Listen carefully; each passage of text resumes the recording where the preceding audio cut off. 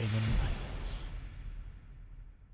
For the Record is brought to you by Vamped Motors, the only authorized Ford and Toyota dealership serving the Cayman Islands. Coca-Cola, available across the Cayman Islands from Tortuga distributors. Accept no substitutes. Taste the feeling with Coca-Cola. Brand Source Home Gallery, inspiring luxury. MedLab in Smith Road Plaza, your complete medical laboratory solution. Call 949-7331. West Bay Pharmacy, taking care of your health. And RF Group, Money at Work. This is For the Record with Ort Connor.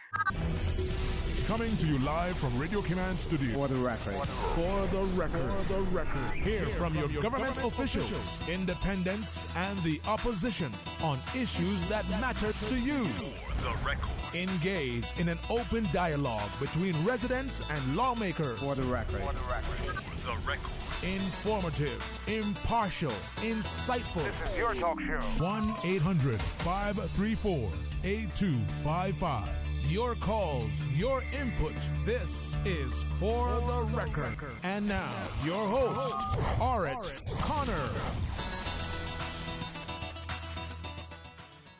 Good morning, good morning, good morning, O land of soft, fresh breezes and verdant trees so fair. Today is the 8th day of November 2021, right here in the Cayman Islands. I hope and I trust that everyone had a restful, peaceful, enjoyable weekend.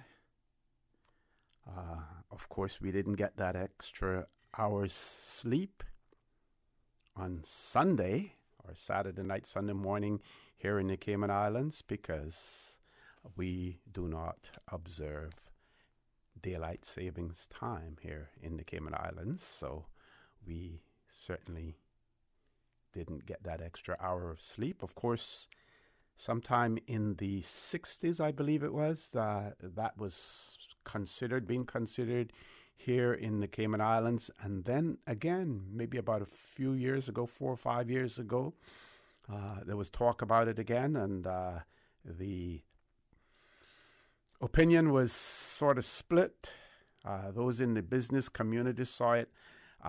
Some saw it as a plus, being on daylight savings time. Others saw it as not any advantage whatsoever. So we're not on daylight savings time as well here in the Cayman Islands. So I hope and I trust that you had a wonderful weekend. Those of you who are on the roads of the Cayman Islands, again, and we will do this every show, we urge you to please, please, please be extremely cautious. Whether you're a pedestrian, a cyclist, or operating any type of motorized vehicle on the roads of the Cayman Islands, please ensure that you observe the rules of the road. Remember, if you do so, then the life you save may simply be your own. Consider when you're driving, for instance. I see a lot of drivers tailgating, or the vehicles in front of them, maybe even driving at 40 miles an hour. They're driving at 50 miles an hour. Ask yourself the question, when I get behind that vehicle that's in front of me, where am I going to go after that? If you ask yourself that question, you know what you are likely to do. You're likely to moderate your speed so that you are able to keep that safe and required distance between you and the vehicle in front of you. You're going to be able to relax more when you're driving, and if something occurs ahead of you, you're going to be able to react sooner to it and more effectively as well. So consider, again, when you're driving and you're barreling down the road and there are cars in front of you, ask yourself the question, when I get there, where else am I going to go? Where is there to go after that? That should help you to moderate your speed as well. So enough for the traffic this morning. If you're celebrating a birthday today, we want to wish you a happy birthday, or if you celebrated one over the past few days, like our good friend, Mr. Craig Marin, who celebrated his birthday. We want to wish you a belated happy birthday as well. Those of you who have lost loved ones, again, we want to express our sincere condolences to you. We hope and we trust that your faith will help to carry you through these very challenging times, and that the memories of your loved ones will be a blessing as well. Those of you who are infirmed, either at home or at a medical facility, we wish you a speedy recovery. Those of you who are isolated as a result of COVID-19, we also want to wish you a speedy exit from your isolation. And again, while it is your personal choice as to whether or not you get vaccinated, or even if you get the booster, I urge you to take it into consideration as well. I will try to share what the latest figures that we have with you as far as COVID-19 report is concerned this morning as well. And we hope and we trust that we will start to see a decline in the number of COVID-19 cases in the Cayman Islands, that we will see that downward trajectory soon as well. So, folks, I want to thank you for allowing Radio Cayman, and by extension For the Record, into your homes, into your vehicles as you traverse the busy roads of the Cayman Islands, into your places of work, wherever that may be. As you know, For the Record is a show produced by the staff and management of Radio Cayman, and it is geared towards keeping you abreast of issues as they arise and play out on the local, regional, and international scene. I am your host, Reits Connor, and you're welcome to join me every Monday, Wednesday, and Friday from 7:30 a.m. until 10 a.m. During that period, our phone lines are open. Beautiful radio voice of Miss Susan Watson waiting to take your calls. You can call us on our toll-free number provided courtesy of Flow. That toll-free number, 1-800-534-8255. You can also call us on 949-8037, 949-6990. Email us at For the Record, one word, For the Record at candw.ky. WhatsApp us 925-3261, where you can send us a text message or leave us a voice note, the contents of which will be played during the course of the show. And of course, you can follow us on YouTube simply by subscribing to Radio Cayman live stream. We have no guests in the studio this morning, but after the 8 o'clock news, we will be joined by telephone with the Chief of Protocol, who will be talking about the Remembrance Day celebrations and how we will go about celebrating and honoring our war heroes or war dead in the age of COVID. That conversation will take place with Miss Melanie Sims, Chief of Protocol, after the 8 o'clock news. Meanwhile, what can I share with you? This day in history, the 8th of November, 1895, X-rays were discovered. So on November the 8th, 1895, German scientist Wilhelm Conrad Conten was working on his Würzburg laboratory when he witnessed one of the greatest accidents in science. While studying cathode radiation, Röntgen set up an experiment in which he covered a gas-filled bulb with black cardboard. Despite this shield, a chemically coated screen about 9 feet away began glowing. Perplexed by this phenomenon, he labeled his discovery X-rays, as in solving for X in a mathematical equation. The solution to this equation became one of the greatest medical tools in human history. Röntgen kept this initial discovery to himself. He moved his bed to his laboratory. I'll say laboratory using the one pronunciation. Some call it laboratory. He locked himself inside for 7 weeks. He created x-rays of a wooden spool with wire visible inside,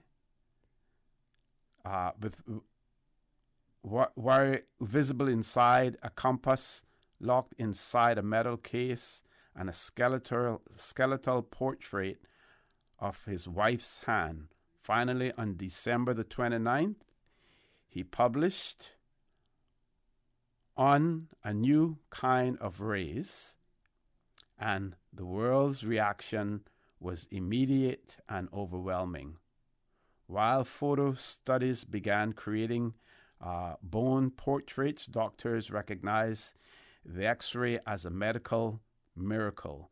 Within 3 months, the first clinical use of X-rays occurred in Dartmouth, Massachusetts. For all his work, Röntgen received the first Nobel Prize in Physics in 1901. So, folks, that is the story of the discovery of X-rays that took place. And one wonders if such a thing was discovered today, recently discovered, whether or not it would be labeled as fake, and whether or not we would have deniers of that as well, and those persons who would be skeptical about the use of X-rays, despite the fact that what it has done in the medical field in terms of being able to diagnose as well as to identify certain things. So, folks, that is the story of the discovery of X-rays, November the 8th, 1895. We have a caller. Let's grab the caller before we go to our first commercial break. Caller, good morning. Welcome to For the Record. Good morning. Good morning. Good morning. Good morning. How are you? I can't answer that right now, sir. I'm so sorry. Mr. Connor, where is... barely hearing you. I'm sorry. I'm barely hearing you and getting an echo when we do. Can you hear me now? Much better. Much better. Yes. Yeah. I'm not on the speakerphone. Okay. Yeah. Good morning. I don't know where to start, but I just want to ask this question: where is our government? Or see, you got about 6 or 7 numbers, including that 800 number for the COVID calling numbers. Uh-huh. And you can't get a live person to answer you. People are walking out of quarantines when their time is up because they say no one is calling on them, no one is checking on them, and they're taking on a scene in 72 hours after they give you your first report, and no one has notified an individual. I don't know what is going down. We have a lot of COVID right now in Cayman. I'm not saying the government can fix it and make it go away. I don't want about it to misunderstand me. Mm-hmm. But we are lack of communication of what is going on. We have no big meetings.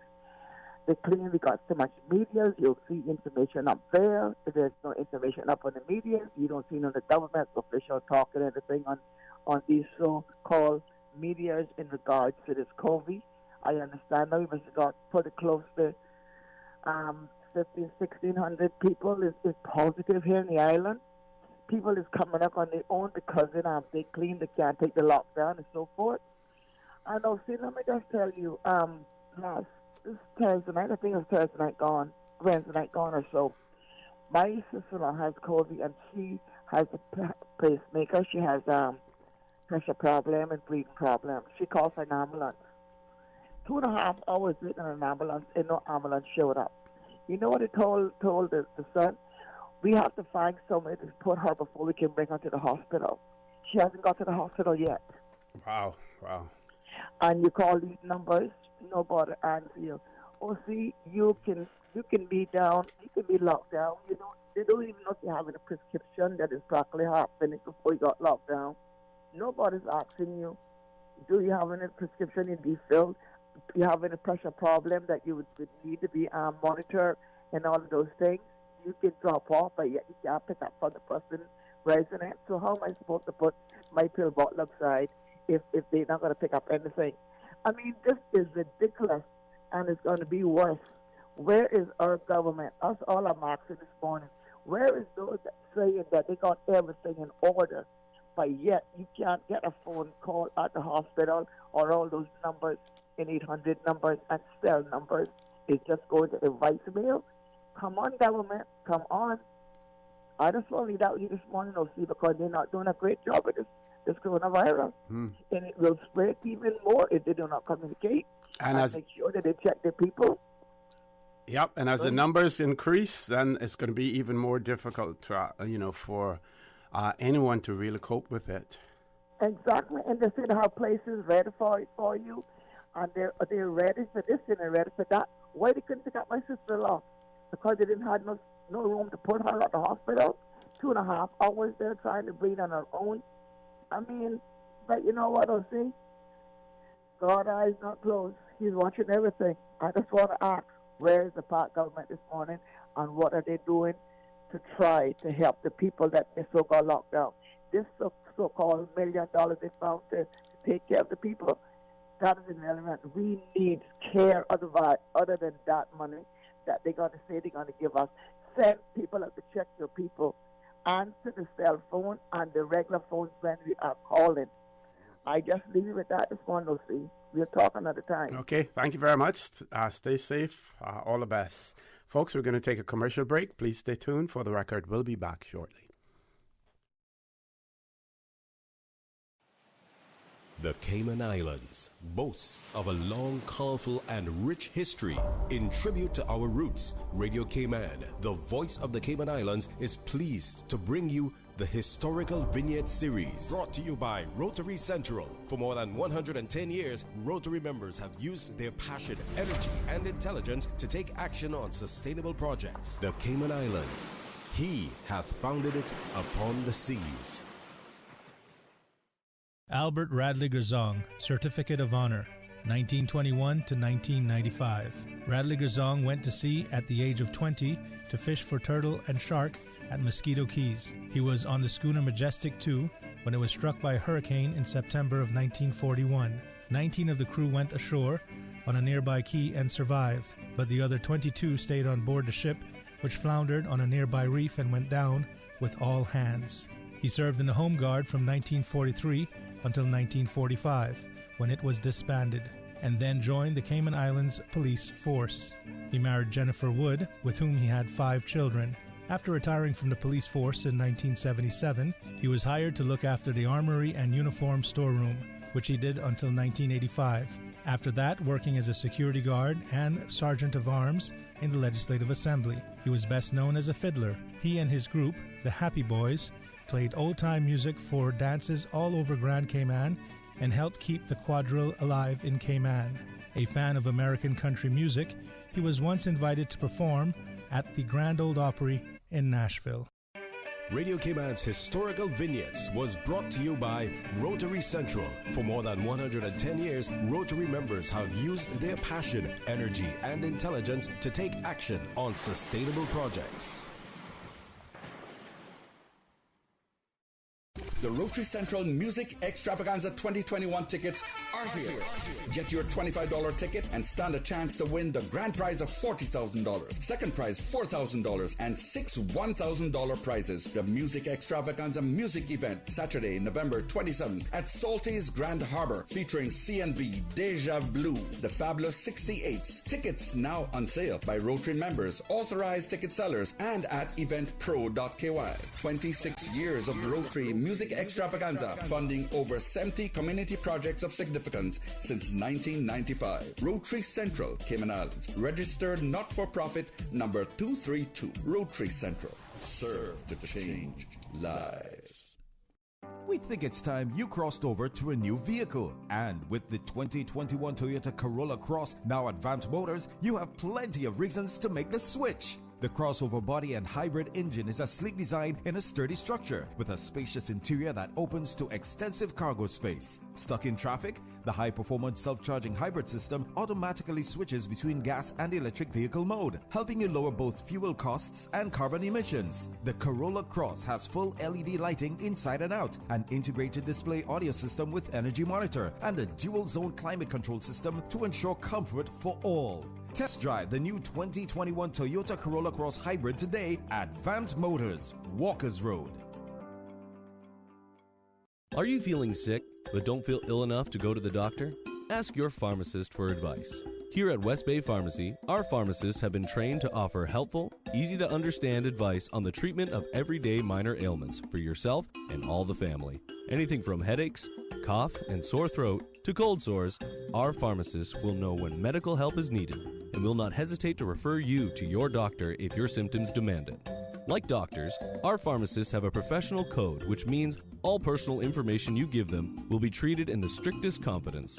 Visit us today at West Bay Pharmacy, where we care about your health. Had a look at those investment options yet? Too busy. Look at today. Workout, breakfast, take the kids to school, back-to-back meetings, take Pepper to the vet, and she's apparently got allergies now, so... And that was all before 12. But you look relaxed. That's because my money's as busy as you. With RF, you can access the best in local and international investments to keep your money busy, so you can spend more time focusing on you. Contact us at rfgroup.com to find out more. RF, money at work. For medical lab services in Cayman, go straight to MedLab. For a full range of medical services, pleasant, clean and comfortable environment, no long lines and affordable fees, visit MedLab at the Smith Road Plaza. Open Monday to Friday, 8:30 a.m. to 5 p.m. and half day on Saturdays. Call 949-7331 to make your appointment. For medical lab services in Cayman, MedLab. Ask our professional team about the benefits of cutting-edge technology with MedLab's new state-of-the-art digital mammogram machine. What's that? No sugar, same amazing taste? Coca-Cola Zero Sugar is here to stay. No one can stop me when I taste the feel. Classic taste, pure satisfaction. Be sure to stop into any Tortuga location and get your own case of Coke Zero. Or grab an ice-cold one straight from the cooler. Brought to you by Tortuga Distributors Limited. Coca-Cola, taste the feeling, Cayman. System 1 loaded. 1-800-534-8255. What is on your mind when it comes to the government, independence, and the opposition? Issues that matter to you. 1-800-534-8255. Waiting to hear from you. For the Record. This is For the Record with Ort Connor. Good morning. Welcome back to For the Record. No guests in the studio. We will have the Chief of Protocol, Miss Melanie Sims, who will be calling in at 8:20 to talk about how Remembrance Day will be celebrated this year with the COVID-19 situation. If you have any questions that you may want to have posed to Ms. Sims, please send them WhatsApp plus 925-3261 or email us at For the Record, one word, For the Record at candw.ky, and we will pose those questions to Miss Melanie Sims when she is on via telephone at around 8:20 this morning. I will share with you now. There was another birthday that was celebrated over the weekend as well. Miss Sherry Ann Smith celebrated a birthday last week also. Want to wish her a belated happy birthday as well.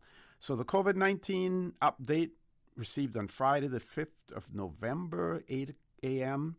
Chief Medical Officer Dr. John Lee reported that there were 1,583 PCR tests conducted in the prior 24 hours. At 8 a.m., Public Health Department was also reporting 194 positive tests from the community since their previous report. These results then brought the number of active cases of COVID-19 in the Cayman Islands to 1,600, and the total number of cases recorded since the start of the pandemic stood at 2,676. Additionally, there are 12 COVID-19 patients hospitalized in the Cayman Islands, all in stable condition. And at 8 o'clock on Friday morning, Faith Hospital confirmed there were 86 active cases in the sister islands, with 10 identified in the previous 24 hours. All new cases were from the community.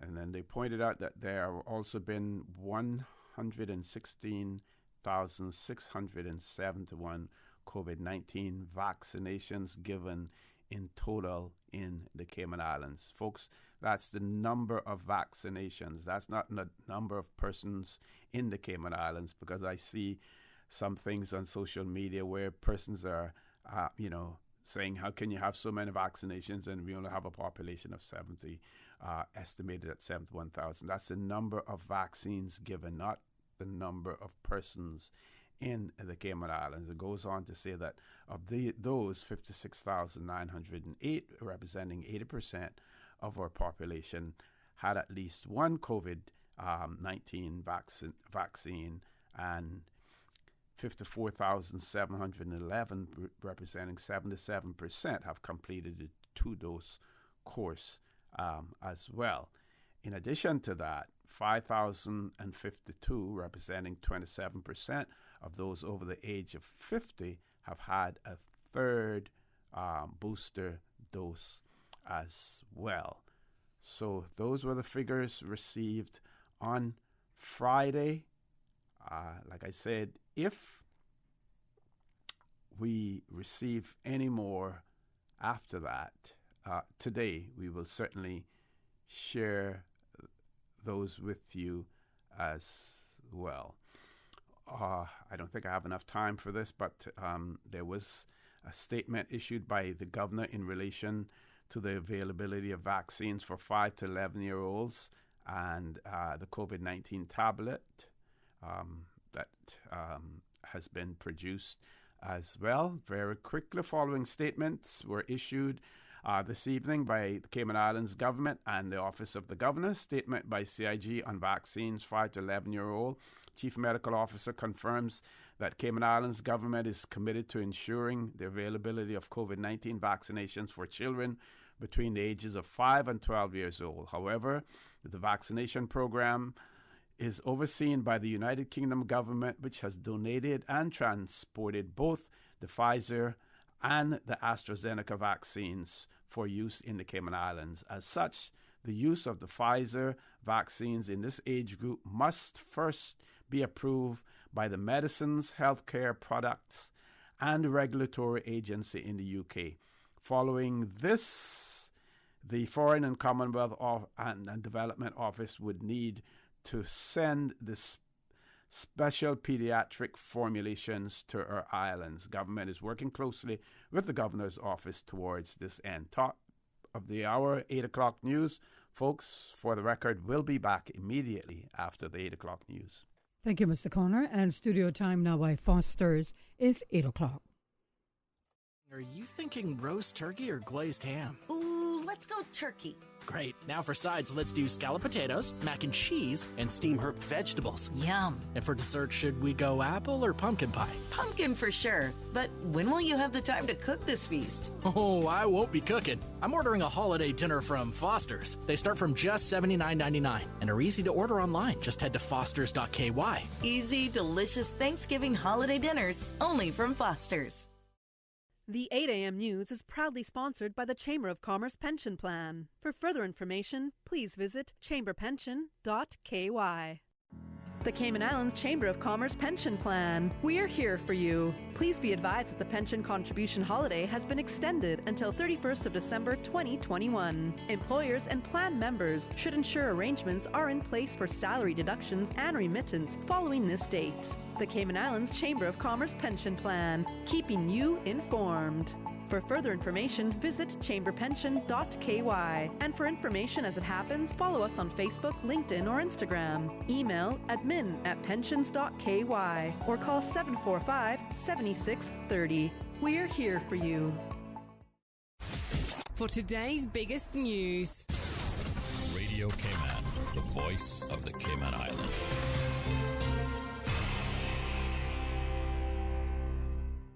With your latest news, I'm Carsley Fuller. Student representative for the United Kingdom Overseas Territories, Caymanian student Desjay Lyons spoke on Saturday at COP26, a global climate change summit where leaders from around the world are brainstorming solutions on how to limit global warming.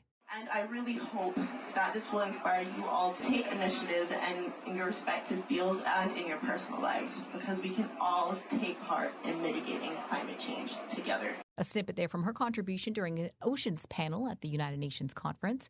The overseas territories are home to about 90% of the UK's biodiversity. There's many solutions to combat climate change. Constructing green spaces in places that may seem unconventional or cutting down on our greenhouse gas emissions, while explaining your opinion or your opposition to people, why you think this is such a pressing issue, or simply stepping up and educating your community and creating a drought in the ignorance that surrounds this issue, and creating a flood of information, allowing people to see what they cannot unsee. No matter what the strategy may be, it is our choice to use our voice, to protect, because this is our home. Thank you. You can find the full hour vision for Healthy Ocean Panel online at the UK government's YouTube channel. An event such as the UN Climate Change Conference is where decisions are made and targets are set by countries from all over the world to make impactful, positive differences to the environment and to derail the world from its current path, which is wreaking havoc on the climate. Executive Director of the National Trust of the Cayman Islands, Nick Jackman, explains how they, along with Cayman's 3 youth ambassadors, prepared for the event. Catherine Childs is our Environmental Programs Manager, and climate change and sustainability is one of her areas of expertise. We also enlisted the assistance of Mrs. Lisa Hurlston McKenzie from the National Trust Council, who is extremely knowledgeable about what Cayman is doing and also about previous COP conferences.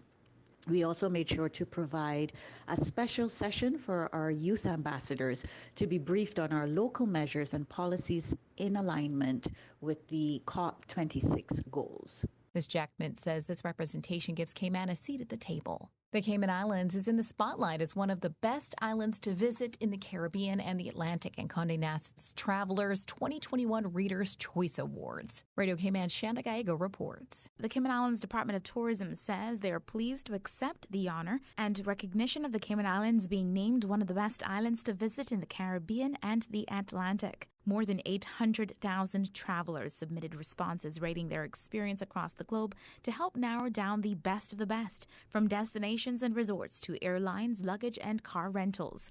The Reader's Choice Awards program is the longest-running and most prestigious recognition of excellence in the travel industry. Minister for Tourism, Honourable Kenneth Bryan, says it's an honour to be recognized as a premier travel destination, especially now as we've begun to welcome tourists back to our trio of unique islands once again. He adds this accolade solidifies that the culture, cuisine, and Cayman kindness is among the best in the world. Shanda Gallego, Radio Cayman News. The Reader's Choice Awards are published on Condé Nast Traveler's website at cntraveler.com/RCA. And it's time to register for the 6th annual Meals on Wheels Turkey Trot 5K fundraiser. Space is limited for the event on November 20th with a 6 a.m. start, starting and finishing at Grand Old House. Meals on Wheels organizers hope to raise more than $31,000 with this year's event, which is enough to feed the funds of seniors for 1 month. You can register online at mealsonwheel.ky or contact Meals on Wheels for more information on 769-1974. You can also check out CaymanActive.com for more details. Now with the check of international news, here's the BBC, which will take us out of the newscast. I'm Karsley Fuller from Radio Cayman's newsroom. BBC News, I'm John Shea. The head of the World Food Programme has urged world leaders to do everything they can to avert an impending catastrophe in Afghanistan. David Beasley says millions of people there are facing starvation. Hundreds of people have crossed the border into Uganda after fleeing fighting in the east of the Democratic Republic of Congo. The exodus happened after Congolese military positions were attacked by gunmen in Chanzu and Runyonyi near the Virunga mountain range. BBC News. The 8 a.m. news is proudly sponsored by the Chamber of Commerce Pension Plan. For further information, please visit chamberpension.ky. The Cayman Islands Chamber of Commerce Pension Plan. We're here for you. Are you aware of the performance of your pension plan? The Cayman Islands Chamber of Commerce Pension Plan provides quarterly fund fact sheets for our members to stay informed with the plan's performance. For the year ended 30th of April, 2021, the various life cycle funds have provided returns between 10.5% and 43.2%. And our all-in expense ratio for year ended 30th of June, 2020 is currently the lowest it's ever been. 0.72%. Visit chamberpension.ky to review our fund fact sheets. You can see the performance as far back as 10 years. Remember that pensions are a longer-term investment strategy. Focus on the long term rather than the short-term returns. The Cayman Islands Chamber of Commerce Pension Plan continues to perform for you. Stay in touch with Radio Cayman for the latest in news and information. Follow Radio Cayman on social media, Facebook, Instagram, Twitter. Download the Radio Cayman app or log on to our website, www.radiocayman.gov.ky. Radio Cayman, your voice, your choice, your radio. Come on, Cayman. Let's get ready to reopen. Countries all over the world are proving life can go on and we can safely coexist with COVID-19 in our community. With open borders, our readiness will be vital to protect each other and our islands. We can do this. Have your voice heard and pledge you are ready to safely reopen. Visit reopencayman.com. Join the movement and pledge that you are ready to reopen on November 20th.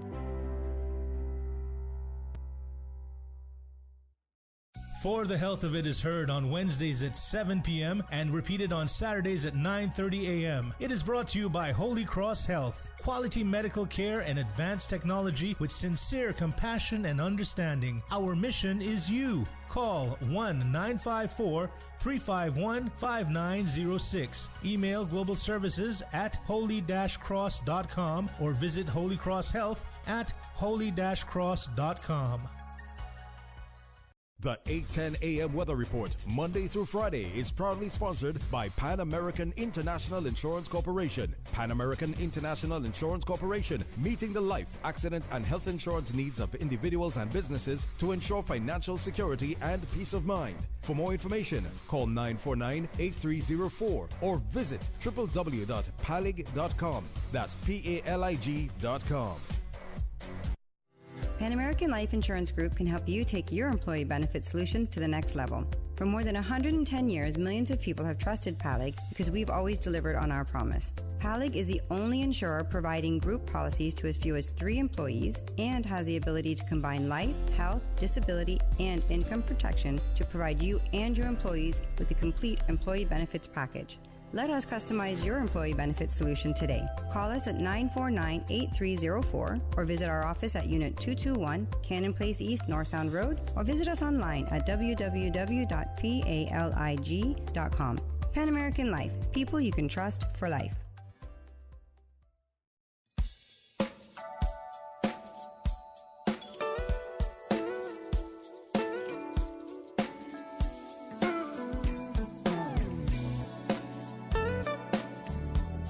A pleasant good morning. Let's take a look at the latest weather report. Current temperature is 80 degrees. Relative humidity is 63%.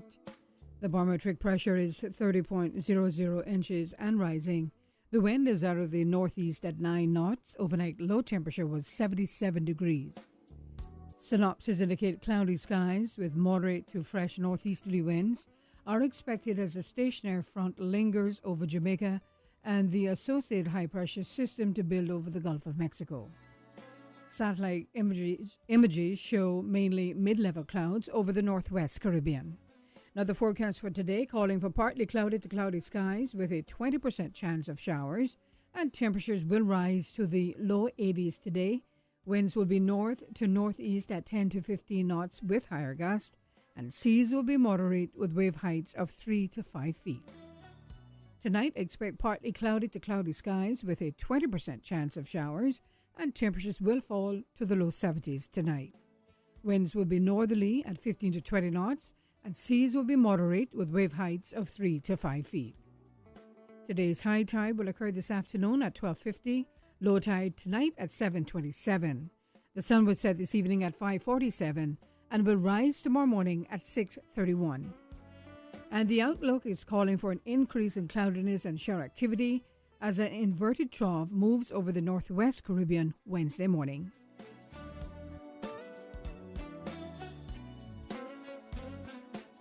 The 8:10 a.m. weather report, Monday through Friday, is proudly sponsored by Pan American International Insurance Corporation. Pan American International Insurance Corporation, meeting the life, accident, and health insurance needs of individuals and businesses to ensure financial security and peace of mind. For more information, call 949-8304 or visit www.palig.com. That's PALIG.com. We at Pan American Life Insurance Group are here to help you protect your family and your income. For more than 110 years, millions of people have trusted PALIG because we have always delivered on our promise. Life insurance is not only about death, but also about living benefits. We'll help you secure the life insurance, accident and sickness disability income you need to protect you and your family. Call us today at 949-8304 or visit our office, Unit 221 Cannon Place East, North Song Road, or visit www.palig.com. Pan American Life, people you can trust for life. During these unprecedented times, Radio Cayman, the voice of the Cayman Islands, is pleased to bring you the Cayman Strong Series. The Cayman Strong Series is brought to you by Encourse Cayman. Visit encourse.ky to view a full list of wellness services and their qualified team. Encourse Cayman, health, wellness, and happiness. Achieving your goals is a very rewarding feeling, but at times can feel very frustrating, especially if and when we miss our target. As you approach your goals in life, set yourself up for success. When setting your goals, have a deadline. Procrastination is common in human nature. Setting a time to review the work helps to increase motivation because you know that you have to have it done by a certain time. This also ensures that you slow down to review progress. Consider rewards if things are going well. If things are not going as well as you would like, a deadline gives you a chance to pause and reflect on the current goal to see if there may be something getting in the way of being able to get it done. Change your thinking and change your life. During these unprecedented times, Radio Cayman, the voice of the Cayman Islands, is pleased to bring you the Cayman Strong Series. The Cayman Strong Series is brought to you by Encourse Cayman. Visit encourse.ky to view a full list of wellness services and their qualified team. Encourse Cayman, health, wellness, and happiness. These days, feelings of loneliness, anxiety, stress, and depression can be overwhelming. Just know you are not alone.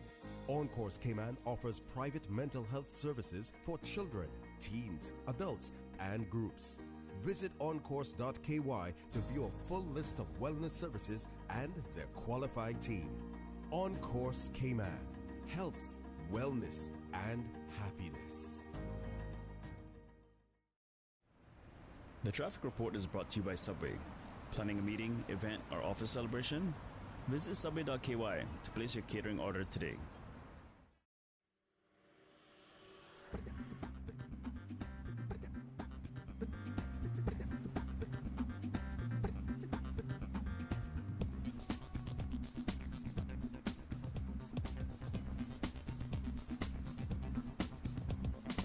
Good morning once again. Let's take a look what's happening on our roads. Coming on the Linford Pearson Highway, traffic is steady. Some sections busy. And coming off of Agnes Way as well, steady traffic. Traffic busy coming from the east on Crew Road. And westbound traffic. That's for westbound traffic. Eastbound traffic on Crew Road is flowing moderately. Light to moderate traffic flow on Edward Street and not looking too bad on Shedden Road as traffic flowing at a good pace. On Godfrey Nixon Way and Eastern Avenue, you can expect moderate flow of traffic. And on the Westway Road, traffic is moving on moderately in both directions, as well as coming from the Westway four-way stop. And on North Sound Road, traffic flowing moderately, as well as on Huldah Avenue. That's the very latest on your traffic. Join us again at about 10 minutes after 12 o'clock. We'll give you another traffic report. Have a good morning and drive safe, Cayman Islands. You see how hard it's raining? Yeah, and I don't have time to fight traffic and get my lunch from Subway. I have so much work to do. Why don't you order Subway by using the Let's Eat or Bento app? Save time, stay dry, and get your sandwich fast. I never thought of that. Great idea. I'm going to order now. Order me a veggie pizza while you're at it. And a cookie platter for the office. Too busy at work or home? Is the rainy weather stopping you from dining out? Order your favorite Subway sandwich, wrap, or pizza through the Let's Eat or Bento app with fast and reliable delivery. Subway, eat fresh. The traffic report is brought to you by Subway. Planning a meeting, event, or office celebration? Visit subway.ky to place your catering order today. Dreaming of a great career or degree? The Caribbean Examinations Council offers regionally and internationally recognized qualifications to help you get there. These include the Caribbean Certificate of Secondary Level Competence, CCSLC, the Caribbean Secondary Education Certificate, CSEC, the Caribbean Vocational Qualification, CVQ, Caribbean Advanced Proficiency Examination, CAPE, and the CXC Associate Degree. These exams may be done while in school or out of school at private learning institutions. Visit cxc.org to learn more. With CXC, you're in control. With Logic, you get more things you do want, like faster fiber internet, more TV, entertainment, and better customer service. And you get less of the things you don't want, like waiting, boredom, and disappointment. More of the good, less of the bad. It just makes sense. Or should I say, it's logical. See what I did there? Call us or go to logic.ky to find out how you could be getting way more of what's good. Shaken yet standing firm. I was not built to break. This is Radio Cayman in the Cayman Islands. For the record, with Ort Connor. Initiating system. For information that matters. For the record, with Orit Connor. Continues right now on Radio Cayman. Good morning and welcome back to For the Record. No guests in the studio, but we will be hearing soon from the Chief of Protocol via telephone talking about Remembrance Day celebrations in the Cayman Islands in the year of COVID-19. Meanwhile, I will share more with you as far as releases are concerned about COVID-19 Phase 4 updates. On Friday again, this release was issued, and it says that the COVID official website for COVID-19 communications, explore.gov.ky, has been updated today, on Friday, the 5th of November, 2021, to reflect information regarding Phase 4 of the Cayman Islands reopening plan, which is set to begin on the 20th of November. Some updates include travel procedures for minors coming from countries where they may only receive one dose of the vaccine, traveler categories on which persons may travel to the Cayman Islands unvaccinated, an outline of Travel Cayman's processes that will apply in Phase 4, an advisory note that Travel Cayman portal will reflect Phase 4 amendments beginning Monday, the 8th of November after 9 p.m. local time. So there will be an update after 9 o'clock tonight as far as Phase 4 amendments are concerned. Premier the Honorable Wayne Patton is quoted as stating the government has continued to put into action the policies and regulations that will create a smooth transition into Phase 4 of the reopening plan. I strongly encourage the public to utilize the explore.gov.ky website as the official source of information, resources, and guidance as we make the transition. Okay, I believe we have Chief of Protocol, Ms. Melanie Sims, on the line. Good morning, Ms. Sims. Welcome to For the Record. Good morning, good morning, good morning. How are you? I am okay. Thank you for having me this morning and for allowing me to call in. I would much rather be there in your presence. However, I'm unable to be there. But as we found in these COVID times, via phone is just as effective as being in person. That is understood. That is understood. So tell us about Remembrance Day and what we can and cannot and should not expect.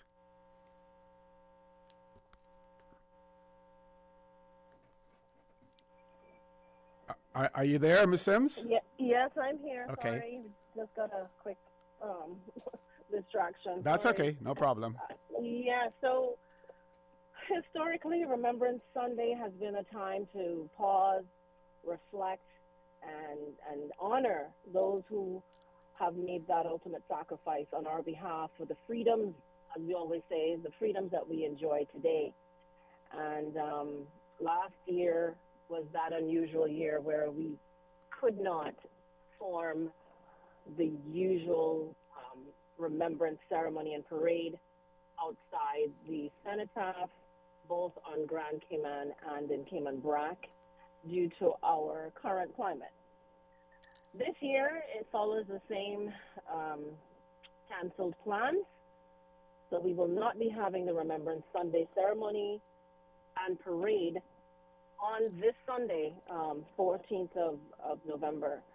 Instead, Mr. Connor and our listeners, we will have a private ceremony with the veterans having their own wreath-laying remembrance that morning.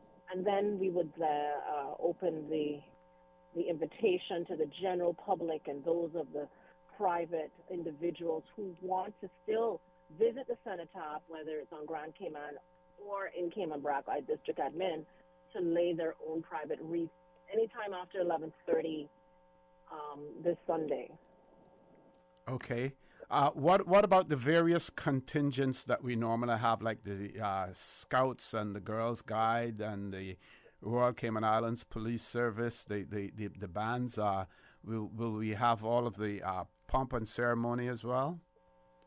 None of that at all. Okay. No parade, no pomp and ceremony, no pomp and wonderfulness that we are able to enjoy and have as a part of the ceremony.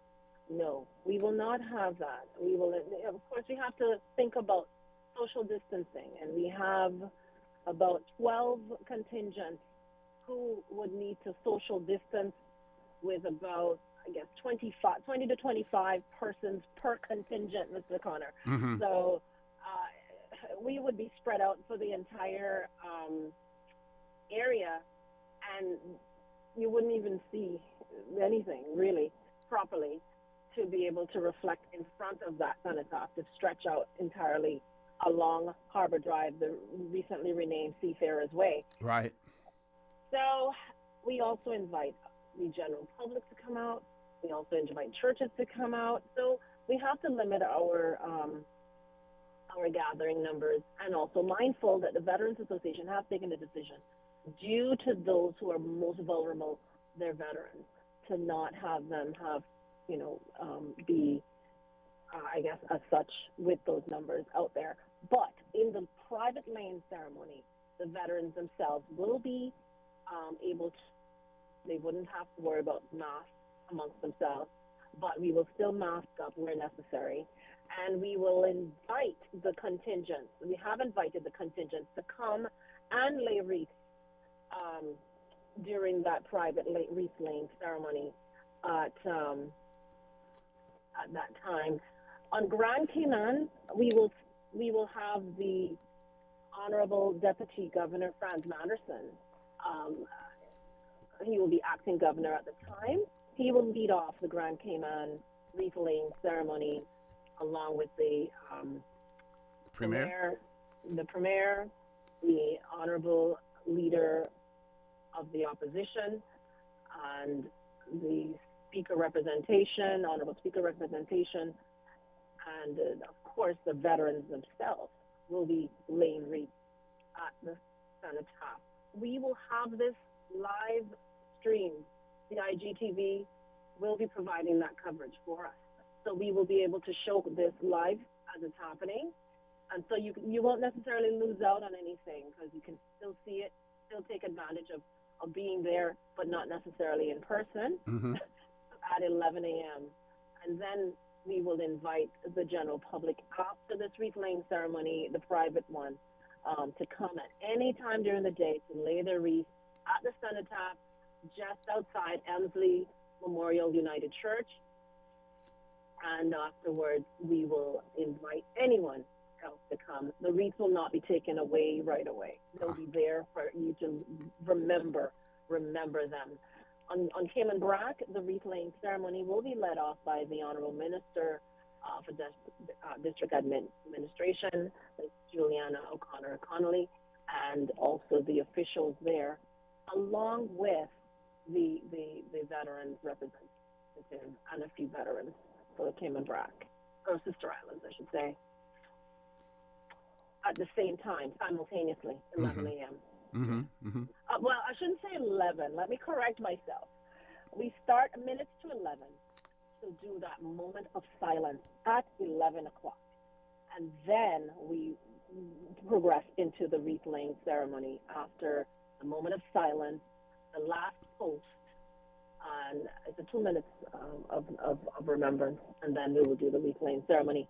On Grand Cayman, I forgot to mention when I was speaking about the wreath laying ceremony, when we're finished at the cenotaph, we're going to walk across to the Seamen's Memorial, and in honor of those seafarers, lay wreaths in their memory. And we've invited the president of the Seafarers Association and maybe another person, maybe their deputy, to join that wreath laying ceremony. So the same officials, as I mentioned earlier, will progress across the street to the Seamen's Memorial. And can you repeat those who those officials will be again, please? Well, they've confirmed their attendance, but of course we know that most things change at the last minute. So currently we would have our honorable acting Deputy Governor, Mr. Franz Manderson. So he will be acting governor at the time, Honorable Franz Manderson, and then the Premier, and also the Speaker, Representative Ms. Catherine Ebanks Wilkes, Leader of the Opposition, Honorable Roy McTaggart, the President of the Seafarers Association, Andrew McLaughlin, and I'm missing a few more names in there, but forgive me. And also we will include the contingents. They will lay their wreaths after the officials have laid their wreaths. Okay. So we have a few of the contingents who said, yes, they will definitely be there, and that includes a handful of them. So the Royal Cayman Islands Police Force, the Cayman Islands Boys Scouts, Girls Brigade, the Cayman Islands Coast Guard, the Cadet Corps, the Pathfinders, the regiment, and also the Lions Club. They usually join us during Remembrance Sunday, and they will be there as well, and a few others that I may not have named. Forgive me for that, please. Okay. Now, there is no usually a church service after that is held at Emsley as well. Normally. Correct. Yes. Usually, it's not held. It's usually the church service, and we thank Emsley and their membership and Pastor Christopher Mason for accommodating the ceremony during their normal church service. Right. So the members usually join us outside and are able to watch the parade and watch the wreath laying ceremony, and then we will progress inside the church afterwards for a final service. In the instance of rain, we usually have to scramble from outside, and Emsley, again, their membership, and they welcome us inside and accommodate us, and we usually bunch up in the pews, and we have the ceremony inside. This time around, that will not be possible for us to go inside, Mr. Connor. Yeah, we have to be mindful.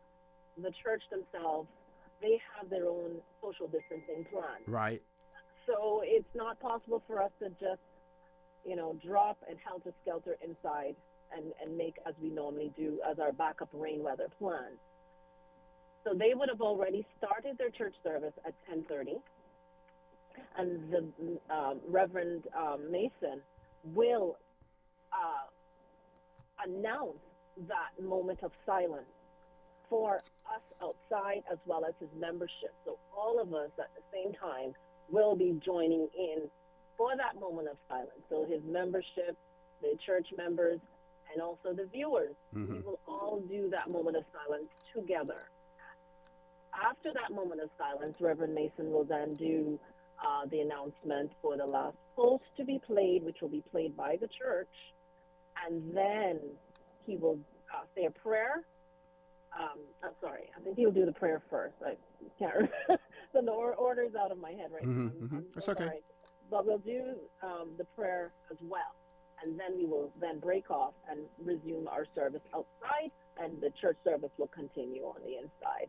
So we are so grateful for Emsley. They've been there every single year. They're so accommodating to us, and we thank the church membership greatly for being so accommodating, and thankful for them. Yes, and from a historical perspective, Emsley, they have always been there. Now, in my early days, after the laying of the wreaths and the church, before the church service, because you had representatives from various denominations there, then those representatives would normally return to their places of worship and conduct their worship there if they were not members of the Presbyterian Church. Absolutely. Yeah. And it's something that even as for our official events, Emsley is regarded as the official church of the Cayman Islands government. So we're grateful for their help. We're grateful for the general public on a whole for the amount of numbers throughout the years. The numbers keep growing for those people contacting the protocol office. Protocol office is responsible for organizing Remembrance Sunday, but we work in tandem with the Veterans Association to do as they desire each and every year. And this is about them, Mr. Connor. It's about our veterans.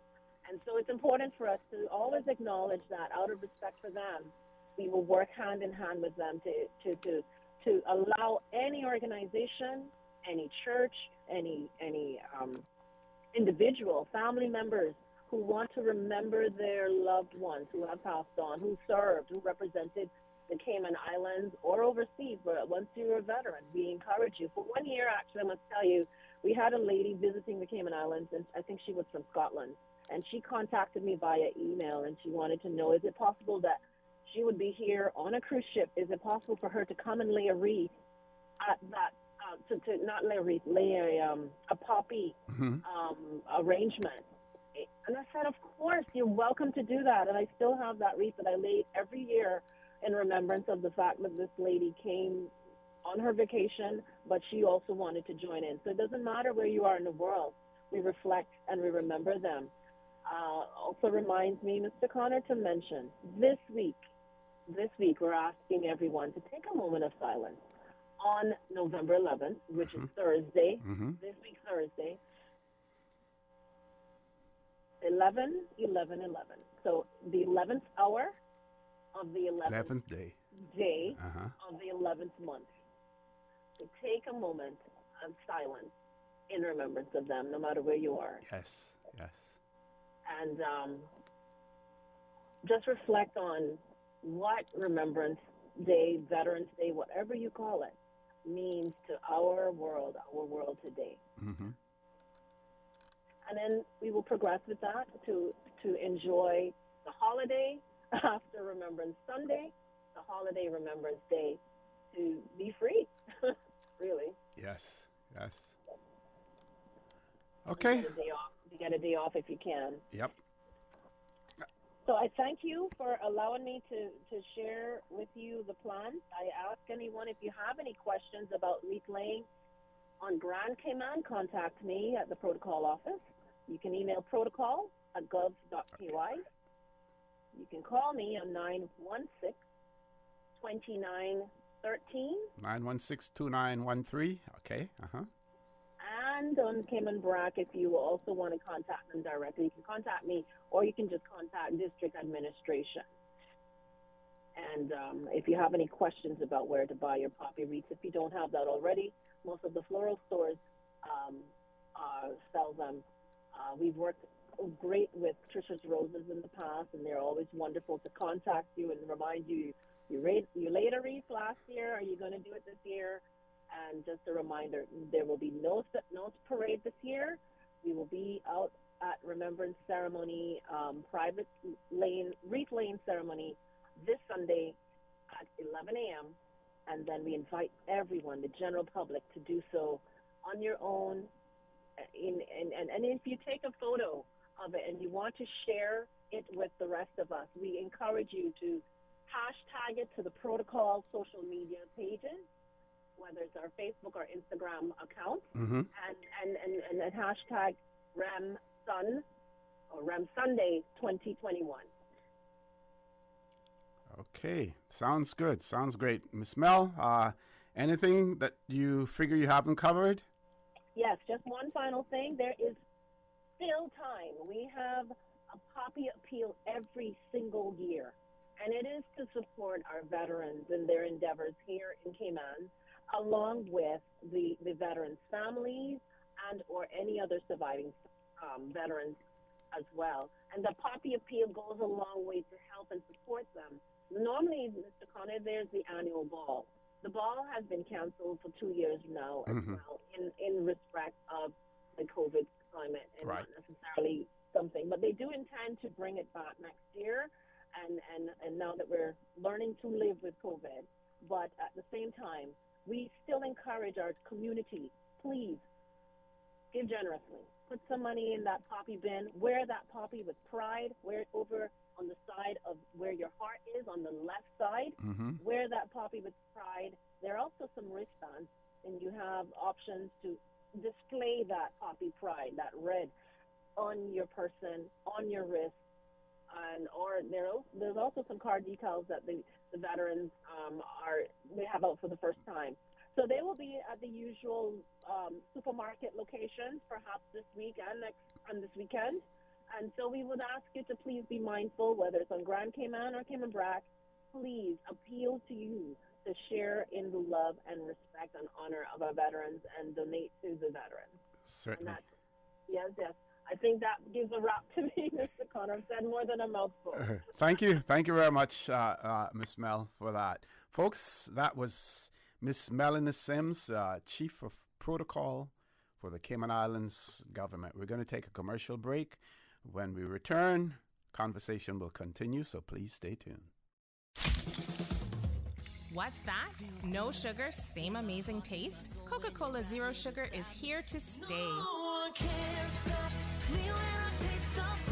Classic taste, pure satisfaction. Be sure to stop into any Tortuga location and get your own case of Coke Zero. Or grab an ice-cold one straight from the cooler. Brought to you by Tortuga Distributors Limited. Coca-Cola, taste the feeling, K-Man. West Bay, home to Barkas National Park, the touristy flair, a family community, a political powerhouse. From sports enthusiasts to car aficionados, affection for silver thatch rope. No matter how far you may venture, West Bay will always be where the heart is. Home will always be in West Bay. West Bay Pharmacy, caring for your home and your family. West Bay Pharmacy in Centennial Towers. Convenient, quality care is just around the corner. Planning for the hurricane season can be stressful, especially because COVID-19 remains a concern. To help you safely prepare, here's some tips from the Public Health Department. Have a fully stocked first aid kit. Make sure you have face coverings, hand sanitizers, and disinfectants should you need to evacuate to a shelter. Ensure sufficient supply of medications for people with illnesses. Ensure immunizations are up to date, and when eligible, take your COVID-19 vaccine. Ensure a sufficient supply of food and clean water for every member of your family. For more guidance to update your emergency hurricane plans due to coronavirus, visit www.kmanprepared.gov.ky. This message is brought to you by the Public Health Department in partnership with the Ministry of Health and Wellness.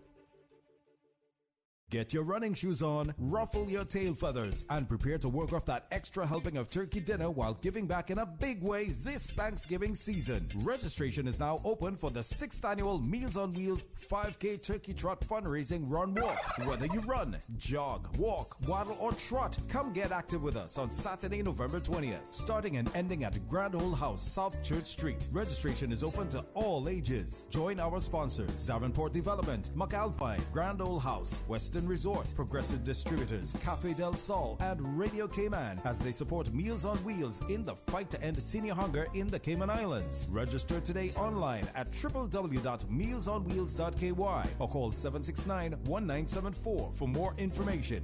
See you at the start line. System 1 loaded. 1-800-534-8255. What is on your mind when it comes to the government, independence, and the opposition? Issues that matter to you. 1-800-534-8255. Waiting to hear from you. For the Record. This is For the Record with Ort Connor. Good morning. Welcome back to For the Record. No guests in the studio. But we do get correspondence from our listening and viewing audience as well. This person has written and said, "Good morning, Mr. O.C. Earlier this morning, you mentioned daylight savings time, which started yesterday in the United States and other time zones, but not in the Cayman Islands. You are right that it was almost introduced in the Cayman Islands about 6 or 7 years ago when our current premier was Minister of Commerce. Daylight savings time was introduced many years ago and formally introduced or formally adopted by the U.S. in 1970, I think between 1970 and 1973, around the time as the Gulf oil crisis, for a number of reasons, to reduce energy consumption on artificial lighting in homes and businesses, to improve productivity as at workplaces, to improve health and outdoor activities, etc., by allowing better use of daylight for walking, exercise, etc. I am wondering if, with the recent COP28 and discussions about climate change and the carbon footprint, etc., whether the Cayman Islands and other overseas territories should not conduct a study to determine whether or adopting daylight savings time could have an impact on reducing our carbon footprint, if only by a small but meaningful amount. By reducing the electricity generation and use of diesel fuel by our power company, CUC, hope that our environment department may consider this impact assessment. So I want to thank that listener for sharing that with us. And now I'm going to switch gears, and we're talking about Remembrance Day with Miss Melanie Sims. And this is an article from the Tradewinds newspaper published on the November 10th, 1966. And there's a photograph of the launching of a vessel here in the Cayman Islands. And the article is captioned, "Lest We Forget." And it reads that by the kind permission of His Honor the Administrator, we are privileged to print the above depicting the naming of the minesweeper number 258, which was built by Captain Rail B. Bawden in Grand Cayman and launched on April the 10th, 1945. This memorial was presented to the government and hangs for all to see in the reception area of the administrator's office. At this time of remembrance, it should serve as a reminder of one of the contributions made by the Cayman Islands to the war effort in World War II. So it's a photograph of the minesweeper number 258 hung in the office of the administrator. I don't know whether or not that photograph was saved or retrieved when we had the fire at the government building. Not sure whether or not it was retrieved, but that was in the newspaper, the Tradewinds newspaper, 10th of November, 1966, here in the Cayman Islands. That was the same year and the same month and the same publication where we had our first northwester for the season, early November as well. Also, that same year, 1966, where it was announced that the Galleon Beach Hotel would be expanded. And that article spoke about the fact that Grand Cayman Hotels Limited, the new company which has purchased the Galleon Beach Hotel, has plans for a massive construction project which will nearly double the hotel's capacity. Mr. Frank R. Streif, the new owner of the hotel, said his architect is scheduled to arrive on the first package tour flight on November the 19th with preliminary plans. Mr. Streif's wife, Dorothy, and daughter, Marlene, will be on the same flight. And I believe those package flights, they were coming from Canada, I believe. It goes on to say that plans for the hotel also include refurbishing and redecorating and a brand new roof.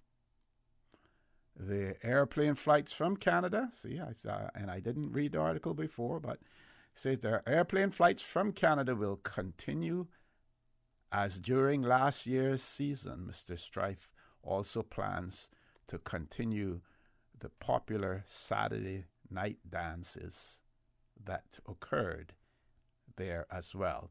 Folks, we have to take another commercial break. Please stay tuned. For the record, we'll be back after this short commercial break. Had a look at those investment options yet? Too busy. Look at today. Workout, breakfast, take the kids to school, back-to-back meetings, take Pepper to the vet, and she's apparently got allergies now, so... And that was all before 12. But you look relaxed. That's because my money's as busy as you.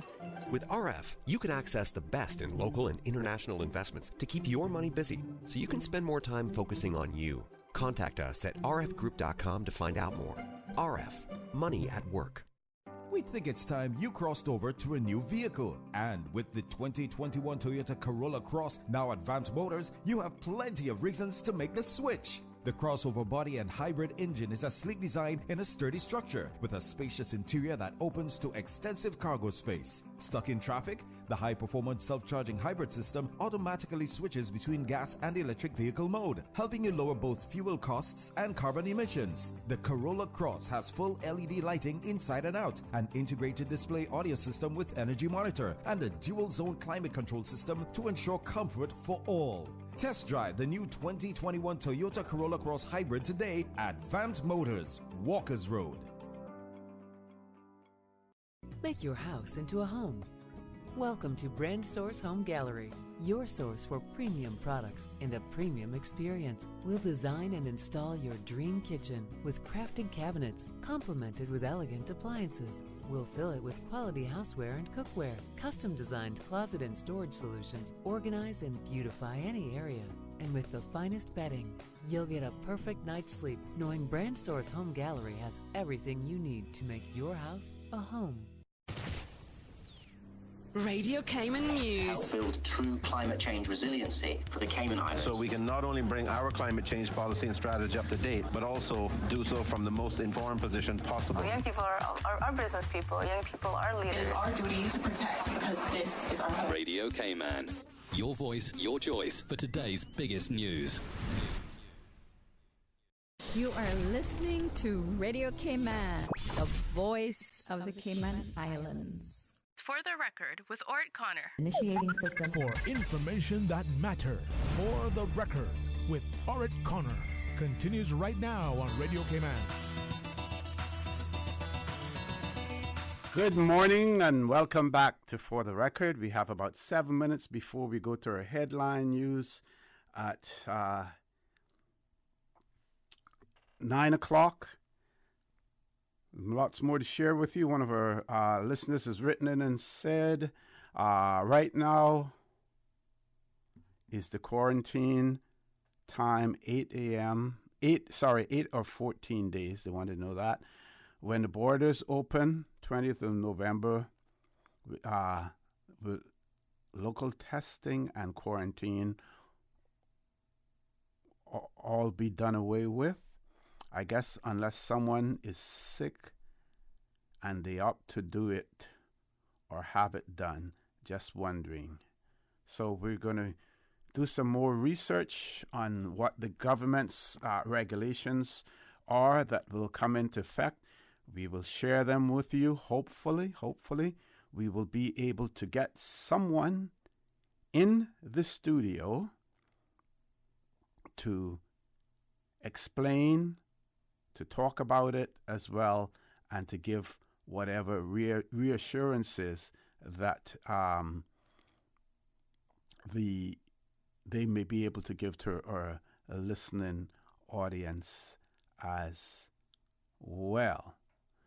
For those of you who continue, and rightfully so, to talk about having to travel overseas, either to the Bahamas or to Jamaica, to deal with the U.S. Embassy over there. 1966, here's what happened in those days. The U.S. American Consul, Mr. Vernon Doyle McKinnon, American Council for Jamaica spent 3 days in the Cayman Islands to aid Americans or Caymanians with any consular problems that they may have had. Mr. McKinnich was accompanied by Mr. Richard Hagley, who is also associated with the American Embassy's Jamaica branch. Working daily at the administrator's office, the pair interviewed over 100 persons, issuing more than 50 non-immigrant visas to people desiring to visit the United States. Visas in those days were valid for 4 years, allowing multiple entry into the United States. So you'd hear people talk about, I have a 4-year visa or I have a multiple entry visa for the United States. And this is a quote, "There was certainly enough business to justify our visit, and if an officer from the American Embassy is needed here, it has been arranged for the administrator to contact our offices in Jamaica." Folks, those were the days when Cayman, it was quite simple here. 1966, we didn't have anywhere near the numbers that we had then. I would venture to say the population of the Cayman Islands in 1966 was probably slightly around 13,000 persons in the Cayman Islands at that time. And the Americans then were prepared to come whenever the administrator requested them. Mr. Anninch said the volume of business here at this time does not warrant establishment of a permanent consular office in Georgetown. The council said it is hoped he will be able to visit Grand Cayman at least once a month. Well, folks, we know what happens these days. You have to spend a lot of money. COVID-19 makes it even more complicated for you to go to the U.S. Embassy. I believe that we should be making overtures to the United States government at this point in time while there's a Democratic president in the White House, while even though there are slim margins, there are the Democrats control both the House of Representatives and the Senate. And in addition to that, folks, I have seen last week where a Jamaican man with Jamaican roots, he may have been born in Jamaica, has been appointed as the ambassador for Jamaica. So we may have some sympathetic ears listening if we approach the U.S., if we sound out members of the Congressional Black Caucus, if we sound out members of the progressives in the U.S. House of Representatives to see what can be done. We have to keep hammering home. The population of the Cayman Islands gets larger and larger and larger. And yes, if they only want to deal with British Overseas Territory citizens, Caymanians, those with Caymanian status, and any other nationality who's here, who's not a permanent resident or a Caymanian would have to still go to the embassy, then we need to try to work on that. It is getting more and more complicated to go to another jurisdiction for us to get a visa. This is the time for us to be talking to the United States. We need to use all of the clout that we have. You have more and more persons of Caribbean descent who are in the House of Representatives. This is the time to move forward. And that is why we need some sort of representation in Washington, D.C., whether either official or if we have, because the British Embassy over there is only going to do so much for us. We need to try to do it ourselves. Top of the hour, headline news at 9 o'clock. When we return, we will have guests in the studio, so please stay tuned for the record. We'll be back shortly. Follow Radio K-Man on Twitter. All the latest information, breaking news, community events, and more. Follow us at twitter.com/Radio K-Man. Today's biggest news. Radio K-Man. Your voice, your choice. Local, regional, international. This is headlines from Radio K-Man's newsroom. Today's biggest news. Government reported the results of 1,583 PCR tests on Friday, with 94 positives, all but one attributed to community spread. Before the weekend, there were 1,600 active cases with 12 hospitalizations. Only 77% of Cayman's estimated population is fully vaccinated. It's day 8 of the COP summit in Glasgow, and former U.S. President Barack Obama is adding some star power to proceedings. He's called for island nations to be listened to and will give a speech later today laying out what he thinks needs to be done. The focus in negotiating rooms is on what can be done to help countries on the climate front line. Poorer nations argue that they need to be given a $1 billion annual climate finance funding that has been long promised. The world is already at least 1.1 degrees Celsius warmer than the pre-industrial era, and scientists say we must limit it to 1.5 degrees C. And fewer than 50 arrests have been made during the first week of COP, with police praising the majority of good-natured marchers who took part in a demonstration on Saturday. Those are your headlines. I'm Karsley Fuller. For the latest in news and information, follow Radio K-Man on social media, Facebook, Instagram, Twitter. Download the Radio K-Man app or log on to our website, radiokman.gov.ky. Are you feeling sick but don't feel ill enough to go to the doctor? Ask your pharmacist for advice. Here at West Bay Pharmacy, our pharmacists have been trained to offer helpful, easy-to-understand advice on the treatment of everyday minor ailments for yourself and all the family. Anything from headaches, cough and sore throat, to cold sores, our pharmacists will know when medical help is needed and will not hesitate to refer you to your doctor if your symptoms demand it. Like doctors, our pharmacists have a professional code, which means all personal information you give them will be treated in the strictest confidence. Visit us today at West Bay Pharmacy, where we care about your health. For medical lab services in Cayman, go straight to MedLab. For a full range of medical services, pleasant, clean and comfortable environment, no long lines and affordable fees, visit MedLab at the Smith Road Plaza. Open Monday to Friday, 8:30 a.m. to 5 p.m. and half day on Saturdays. Call 949-7331 to make your appointment. For medical lab services in Cayman, MedLab. Ask our professional team about the benefits of cutting-edge technology with MedLab's new state-of-the-art digital mammogram machine.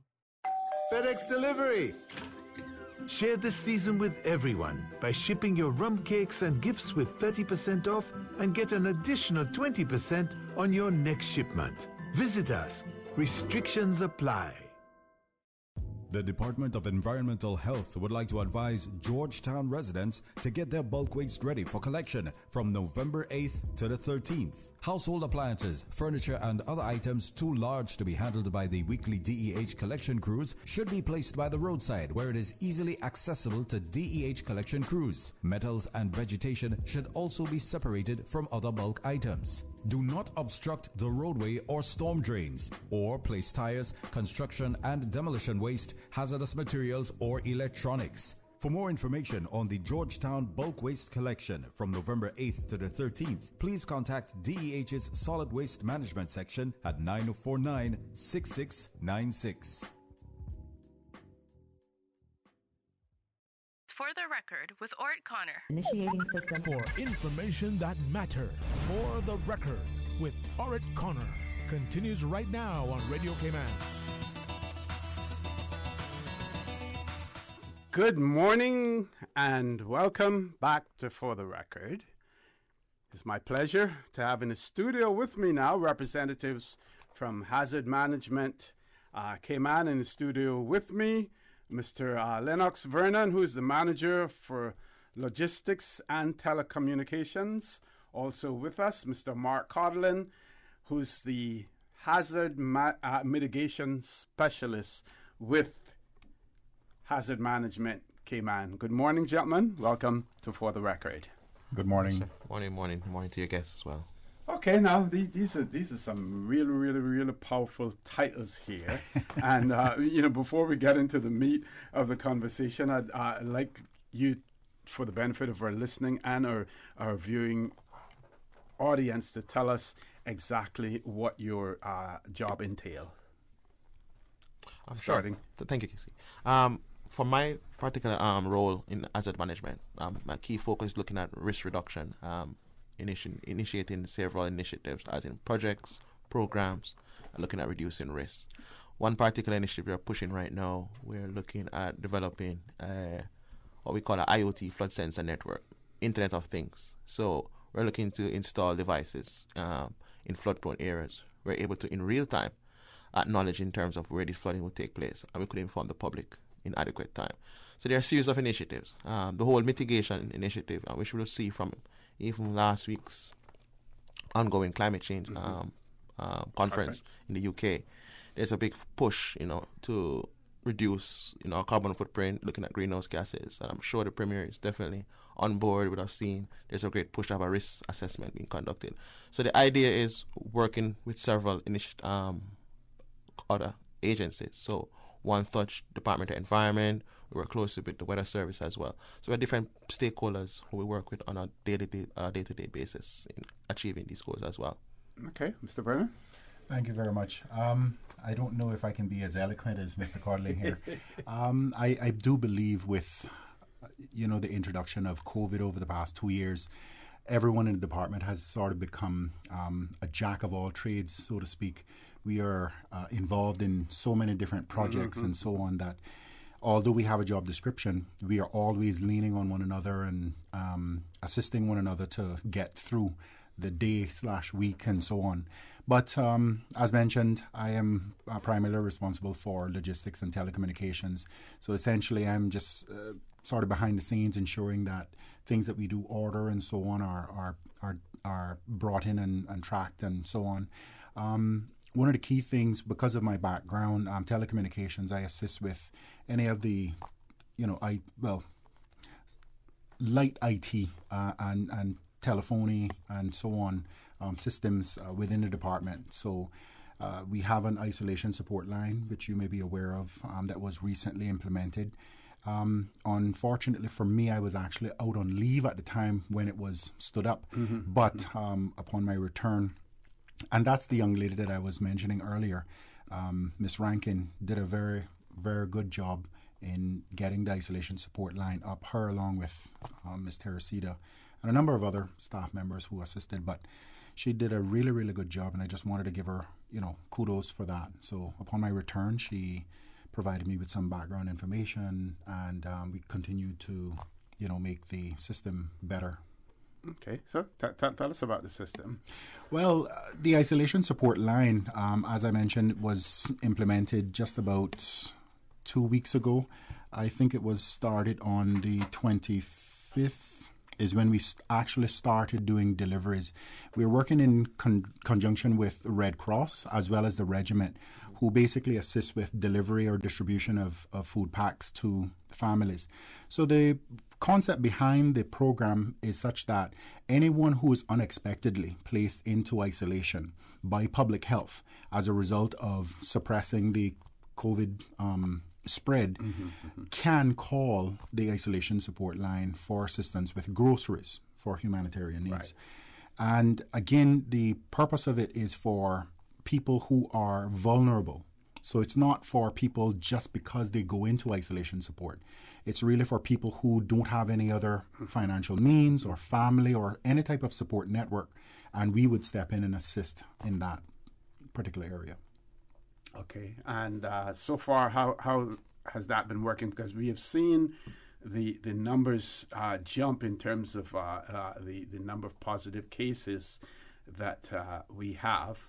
But that does not necessarily, based on what you're saying now, that does not necessarily mean that all of those persons are being serviced by you. Exactly. So again, it's really put in place for the persons who are vulnerable, people who are placed in isolation. We don't want them to come out and interact because of basic human needs, which is food. So the idea is to provide them with that service. At the moment, we're looking somewhere in the range of approximately 15 per day, but we are increasing that number now as we go forward. In terms of when we started, there were a few kinks, obviously. We run a call center for the National Emergency Operations Center, but this was quite unique in the sense that, okay, how do we pull the information? What considerations we may keep in mind? How do we flesh out or separate, rather, the vulnerable community from others and so on? So we had to come up with a list of interrogation questions. A couple of those questions would be, do you have, as I mentioned before, a support network, family members, and so on? One key thing on there as well is whether you have financial means. And when we talk about that, we're looking at, do you have the ability to order online, for example? The ability to order a pizza. As simple as that may sound, some people in the community still don't have the ability to do that. So that's where we want to fill that gap or void.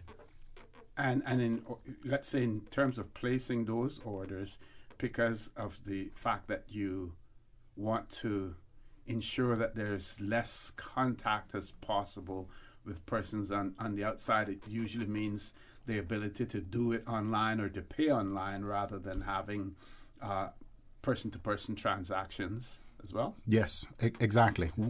Again, another thing that we've done is we've pulled a lot of information related to what services are available, and we came up with an information sheet or a fact sheet, and shared some of that information because not a lot of people know. So, for example, we have in the Sister Islands Marketplace. Marketplace provides an ordering service. I was not aware of that. So, although we work with them along with, as well as Foster's, to provide the food packs, they do provide online services, and not a lot of people know that. But that's part of the reason why the information is so critical, that we get it out there and we share it. So thank you for having us on the show, for example. Okay. Mr. Codlin, go ahead. Sure. Just to highlight what Lennox is saying, I think another major initiative with this isolation support initiative would be more looking at the aspect we're going to try to get things digital. So I think there's a push also for self-registration aspect. I think we started testing last week where persons are able to, via link, fill in the information, and within, say for instance, hours, so they're able to validate whether these persons are verified to receive support. So we're trying to ensure that we have, much easier workflow and ensuring that we process this application in adequate time, because we know that persons are in need, and we're here to support the community. And as Lennox mentioned, the importance, and we spoke about even CERTs earlier, and the Red Cross is a major partner throughout this initiative, and we must give Red Cross that credit as well, but working closely with our members in the community. So there are times when, while persons will call in, person will make reference and call us and say, this person might need some form of support. So, it's whole of a community approach. I was saying, I was saying to Lennox this morning that once we have one Cayman and that needs that support, we're supporting every single household. We're all one. We just need to work together. And that's a very good and positive side, being in the islands here. Absolutely. Just one thing I want to add before we move on to another topic is the actual isolation support number. Yes. So for anyone who meet the criteria that we mentioned, there are some other questions as well. You can feel free to call 946-3530. Again, 946-3530. Or toll free, you can dial 1-800-534-3530. Again, 1-800-534-3530. Or you can email isolationsupport@gov.ky. Again, isolationsupport@gov.ky. Okay, we're going to take a commercial break, and then when we return, we'll get on to other topics as well. Folks, the conversation with Mr. Mark Codlin, the Hazard Mitigation Specialist at Hazard Management Cayman, and Mr. Lennox Vernon, the Manager of Logistics and Telecommunications at Hazard Management Cayman, will continue, so please stay tuned.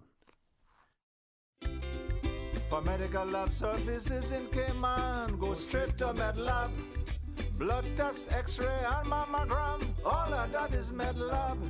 Affordable fees and friendly service, a full professional team. MedLab is always comfortable, MedLab is always clean. For medical lab services in Cayman, MedLab. Call 949-7331 and ask about MedLab's new state-of-the-art digital mammogram machine. Make your house into a home. Welcome to Brand Source Home Gallery, your source for premium products and a premium experience. We'll design and install your dream kitchen with crafted cabinets, complemented with elegant appliances. We'll fill it with quality houseware and cookware. Custom-designed closet and storage solutions organize and beautify any area. And with the finest bedding, you'll get a perfect night's sleep knowing Brand Source Home Gallery has everything you need to make your house a home. What's that? No sugar, same amazing taste? Coca-Cola Zero Sugar is here to stay.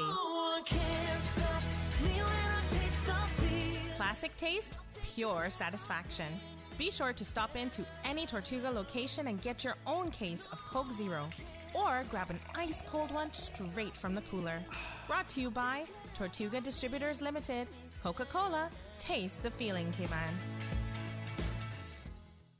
Do you know that conditions may change suddenly in an emergency and you may have to leave at a moment's notice? When a hurricane threatens, you should have a grab-and-go survival kit. This kit should include your personal identification and other vital documents, which should be sealed in a watertight pouch or container. For more tips and information, visit the Hazard Management Cayman Islands office or caymanprepared.ky.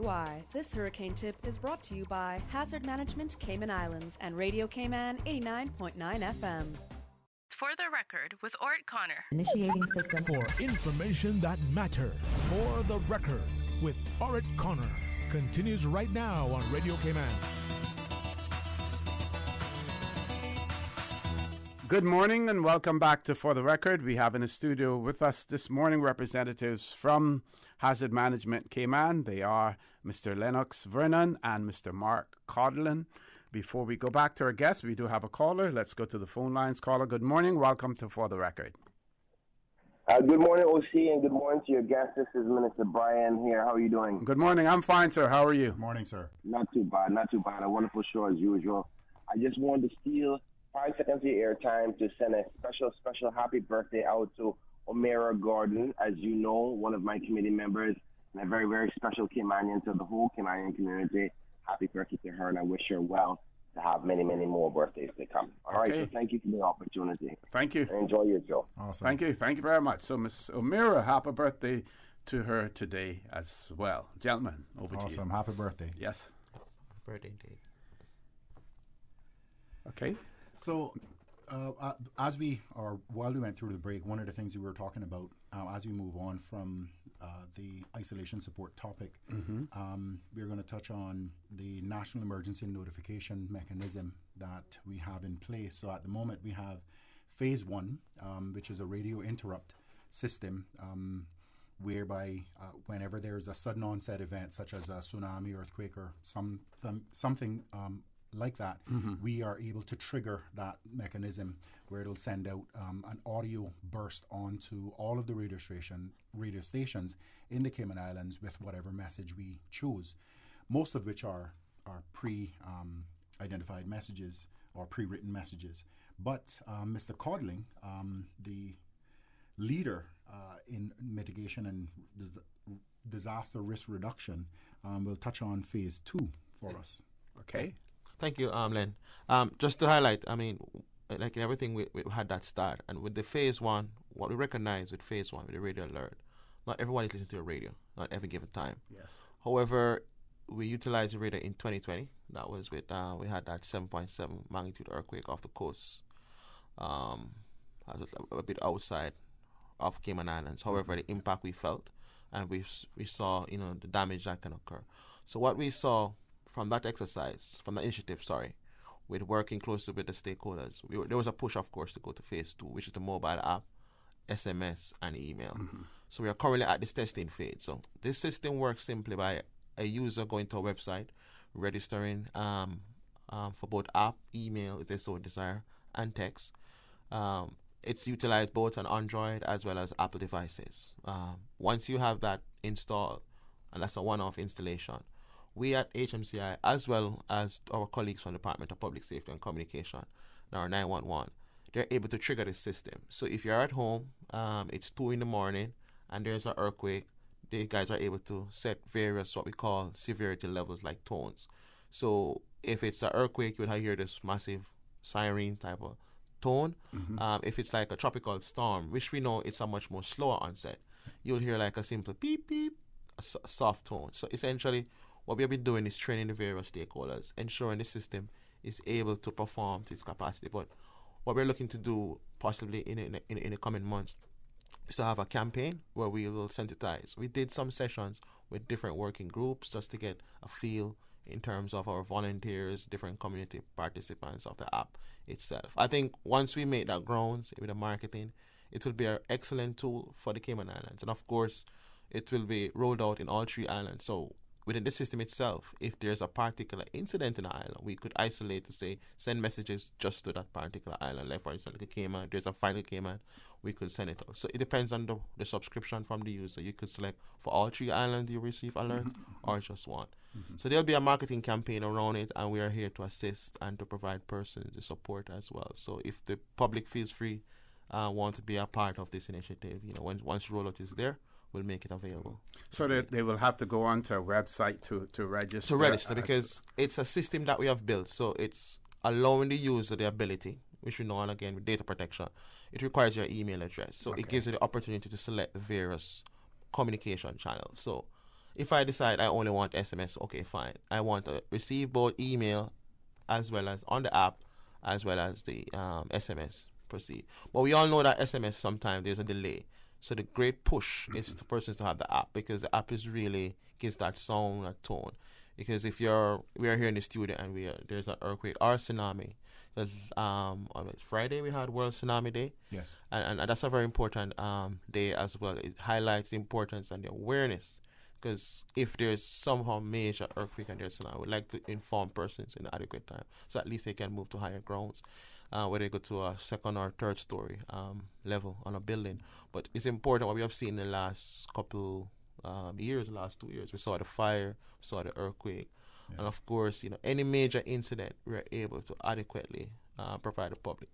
One of the things we're looking at as well, once this app is rolled out, we'll be looking to do like monthly tests as well, just to keep the public on their toe to say, hey, this is there. Don't delete the app, it's on your phone. And of course, pushing towards the various community engagement sessions, being a part of radio interviews like what we're doing right here.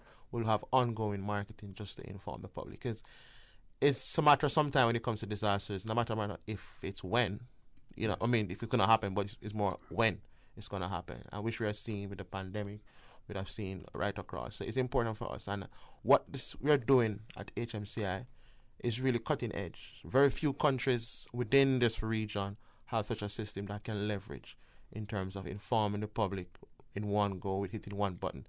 And we are looking to really push that to the next level of a phase 3, where it's by cell broadcast. So if a visitor comes to the island, there's no need for them to be a part of the system. We automatically send out on their phone to receive the messages via SMS, as we see in the States. So it's a gradual process. And we have to, our stakeholders and our leadership, Danny Coleman for the support, from the entire team, and our colleagues within the various marketing team from the GIS team, they have been very supportive with this initiative. Okay, so for the benefit of our listening and viewing audience, again, can we go over the phases for the rollout of each component? Well, phase 1 is already out. We did that in 2019. So as we speak right now, if there's an earthquake, we can trigger the radio alert. The mobile app currently is in its testing phase. So we're looking at roughly in January to start a massive rollout to the public and introduce them to like a beta version. So we are currently working through the marketing campaign and ensuring we'll have various marketing collateral ready to roll out to the public. Okay. And of course, I'm not sure what the percentage of our population is in terms of those persons who are really tech savvy and those who are not. That's a very good question. Can we speak to that? Well, that's a very good question. I think what I could do is speak from a survey was done in 2019, I believe. And it looked at in terms of the digital component of persons who were like prepaid, postpaid. It was interesting. A majority, 80% of the population is prepaid. So what we consider as well with the app is to work closely with the telecom providers in providing like a zero-rated approach, where if you don't have credit or data on your phone, you're still able to receive the alert. So we're working through that process as well. And I think that is critical. Where, as it relates to that digital literacy component, we are working through the marketing component in terms of ensuring we have proper guide. We're doing videos as well with the website, so it's walking through the steps. And of course, we'll have that one-on-one engagement. And we are working closely with the Search on this initiative. So we'll go in communities, we'll go into different regions, we'll work with the different various government sectors. Exactly. Stuff, yes, And also, another big push is to have what we call an ambassador program. So if you want to be an ambassador, you surely can. We'll provide you a nice shirt with our NENS app. So if you go to the public, go into the community, you can speak and share with persons how to download the app. And that's one of the things that we are pushing. Obviously, this initiative will take time, and we'll try to start that marketing from January, pushing up to the hurricane season. And of course, what we'll see, if there's a storm coming, I know that person going to go to the website and download the app, which it's natural. Sometimes persons are just reactive in that sense, but it's ongoing marketing. But I think, once we have that one-on-one engagement with the community and the ambassadorship program, we'll definitely reach those persons who are not that tech savvy. Yeah. So, Mr. Vernon, this is going to involve the whole community approach. I can see persons being eager to jump on board, with something like this, because, you constantly hear people complaining, oh, we can't get information, we can't get this, we can't get that. Now they will have the opportunity to get that, and based on what you're saying, you will be catering to every sector of the society as well. Absolutely. I mean, at the end of the day, what I have found, and this reality came to me last week, there's a lot of information out there. Most of the information that we seek is out there somewhere. The problem is the ease of reference or ease of getting to it. So this mechanism that we're putting in place is just another way of making sure that people are informed in a timely manner. So we spoke about phase 1, which is the radio interrupt. Phase 2, we're embarking on in January, out to the public. So we may have we definitely will have a phase 3 and potentially a 4 or 5. And again, as funds become available to us, it depends on how far we push that. So Mark spoke about cell broadcasts. Cell broadcast is basically the gold standard. We have the ability to manage or control or send out messages to any telephone or device that is on the telephone network, be it Digicel or Flow. So that is what we're pushing toward, which will include as well TV crawling messages, on the bottom of the TV screen and so on. So again, the platform that we have now for the app has the ability to do that. But again, these services come along with a cost. So it's a matter of tapping into that, as well as we have to do, assessments and make sure that all of our eyes are legal components. Exactly. Exactly. Yep. Bill of Rights. Yes. Make sure we are on the right side of the law. So talking about costs, and we know that the budget will soon be announced and everything. Yes. We hope and we trust that, and we know from a financial standpoint that the government is pressed. There are lots of expenditures that weren't anticipated, and as a result, of that, we have had to spend more. But this is one area that you would hope at the end of the day that you would continue to have funding or increase funding if necessary, because you're talking about individual safety, and being alerted as well. Absolutely. Okay, we're going to take a commercial break. When we return, I'm going to pose this question now and give you an opportunity to reflect on it and whether or not you can respond to it. Person wanted to know whether or not my HCMI guests, or if HCMI itself is a member of the program board for the Borders Reopening Plan. Also, they want to know what would be HCMI's role if in coordinating with people who are COVID-19 isolating in the event of an earthquake or a tsunami. What would be your role in terms of coordinating? So, folks, please stay tuned for the record. We'll be back shortly. We think it's time you crossed over to a new vehicle. And with the 2021 Toyota Corolla Cross now at Vamped Motors, you have plenty of reasons to make the switch. The crossover body and hybrid engine is a sleek design in a sturdy structure with a spacious interior that opens to extensive cargo space. Stuck in traffic? The high-performance self-charging hybrid system automatically switches between gas and electric vehicle mode, helping you lower both fuel costs and carbon emissions. The Corolla Cross has full LED lighting inside and out, an integrated display audio system with energy monitor, and a dual-zone climate control system to ensure comfort for all. Test drive the new 2021 Toyota Corolla Cross Hybrid today at Vant Motors, Walkers Road. Had a look at those investment options yet? Too busy. Look at today. Workout, breakfast, take the kids to school, back-to-back meetings, take Pepper to the vet, and she's apparently got allergies now, so... And that was all before 12. But you look relaxed. That's because my money's as busy as you. With RF, you can access the best in local and international investments to keep your money busy, so you can spend more time focusing on you. Contact us at rfgroup.com to find out more. RF, money at work. Make your house into a home. Welcome to Brand Source Home Gallery, your source for premium products and a premium experience. We'll design and install your dream kitchen with crafted cabinets, complemented with elegant appliances. We'll fill it with quality houseware and cookware. Custom-designed closet and storage solutions organize and beautify any area. And with the finest bedding, you'll get a perfect night's sleep knowing Brand Source Home Gallery has everything you need to make your house a home. For the record, with Ort Connor. Initiating system. For information that matters. For the record, with Ort Connor. Continues right now on Radio Cayman.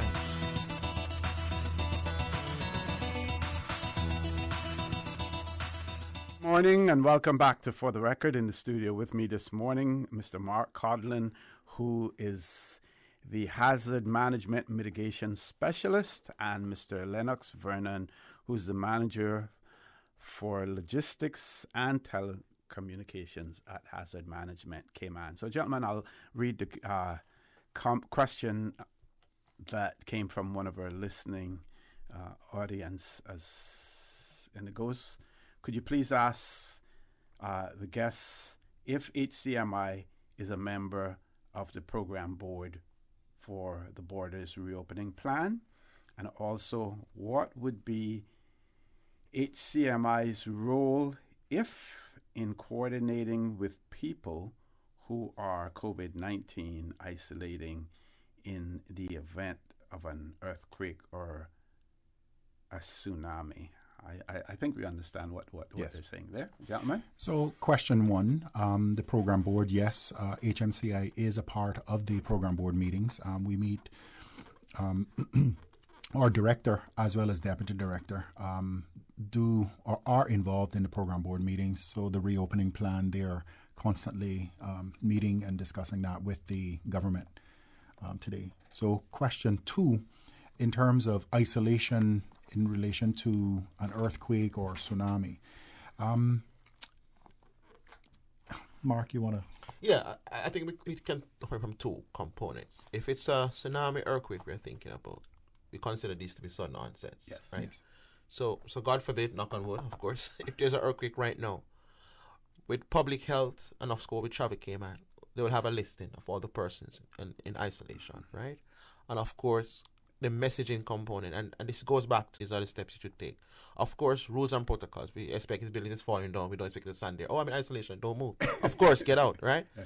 But within that, after, post-event, there will be mechanisms in place. And within the NEOC, we have the various clusters. We have human concerns. Yes. We have persons who deal with the whole aspects of quarantine as well. So there are mechanisms that are already in place, and there are already rules and regulations. Another key thing, and let us speak to that. Yeah. If we need to move these persons from their home of residence to a shelter, let us want to touch on that component. There are regulations as it relates to COVID guidelines with our shelters. Yes, the challenge we have, and we are constantly discussing these challenges with the members of the NEOC, particularly in relation to shelters. Yeah. The issue, or challenge rather, we have is that the information and the situation is rather fluid, in the sense that people who are in isolation are constantly changing, and that is changing daily. Mm-hmm, mm-hmm. So today we may have an elderly population who is in isolation, or more of a adult population who is in isolation today, and tomorrow that changes, And then we also have the consideration for the area in which persons are isolating. So today we might have a heavy isolation population in Georgetown, but tomorrow that changes. So we are constantly considering, okay, in the different areas or different districts of the island, what we would do in the event, a situation presented itself. So we're constantly thinking and talking about that and have a plan. Now, it's difficult for us to identify one facility because the logistics around bringing people from the farthest part of the island to the extreme opposite side. So again, we're constantly talking about that, but we are in communication with Travel Cayman constantly, and we have an agreement that should something do occur, they would provide us with information and say, hey, look, we have an increased population here, and then we'd make a decision based upon that. Okay. So one listener was curious to know if they are in isolation, required isolation, which agency it is that knows when they're out of isolation? Which agency is it that authorizes their coming out of isolation? Go ahead, Lynn. Sorry, is my mic on? Okay, as far as I'm aware, it's public health. Okay. Having gone into isolation myself, having traveled. So the Travel Cayman team would contact you and basically say, hey, yes, you've tested negative. So I guess Travel Cayman along with public health would work together, and or HSA would work together in terms of determining, okay, this person is safe to move around again. Okay. And then what sort of coordination and collaboration do you have in terms of ensuring that those numbers are kept up to date and that the relevant agency knows, what those numbers are? I think one of the key things, and not to really get too deep, but I mean, from a strategic aspect, what I've seen the work from the program board and the various working groups, they would meet on a daily basis to discuss this matter in terms of how many persons in isolation on a daily basis. That's been reported. And if you look carefully from our explore.ky site, based on the statistics, you see number of cases, number of persons who are hospitalized. These numbers are discussed every day and shared with the various key entities. Public health is shared with us, as well as the person from Travel Cayman as well. So the information is really leveraged across the various platforms within government to ensure we make the right decisions in a timely manner. Yeah, thank you, Mark. I think there's one thing that is very important for the public to understand about HMCI, or Hazard Management Cayman Islands, is that we are a coordinating body. Yes, we are not responders. So being in the conversation and a part of the discussions is important. It's critical because it tells us how to respond or react to any type of disaster on our shores. So that being said, I think some people confuse and think that, hey, HMCI is going to come out and do X, Y, Z. So at the moment, as we said, we stood up the isolation support line because we saw the need for it. Yes, but eventually we're going to move away from that because today we're assisting people who are vulnerable with food packs. But if we have an earthquake,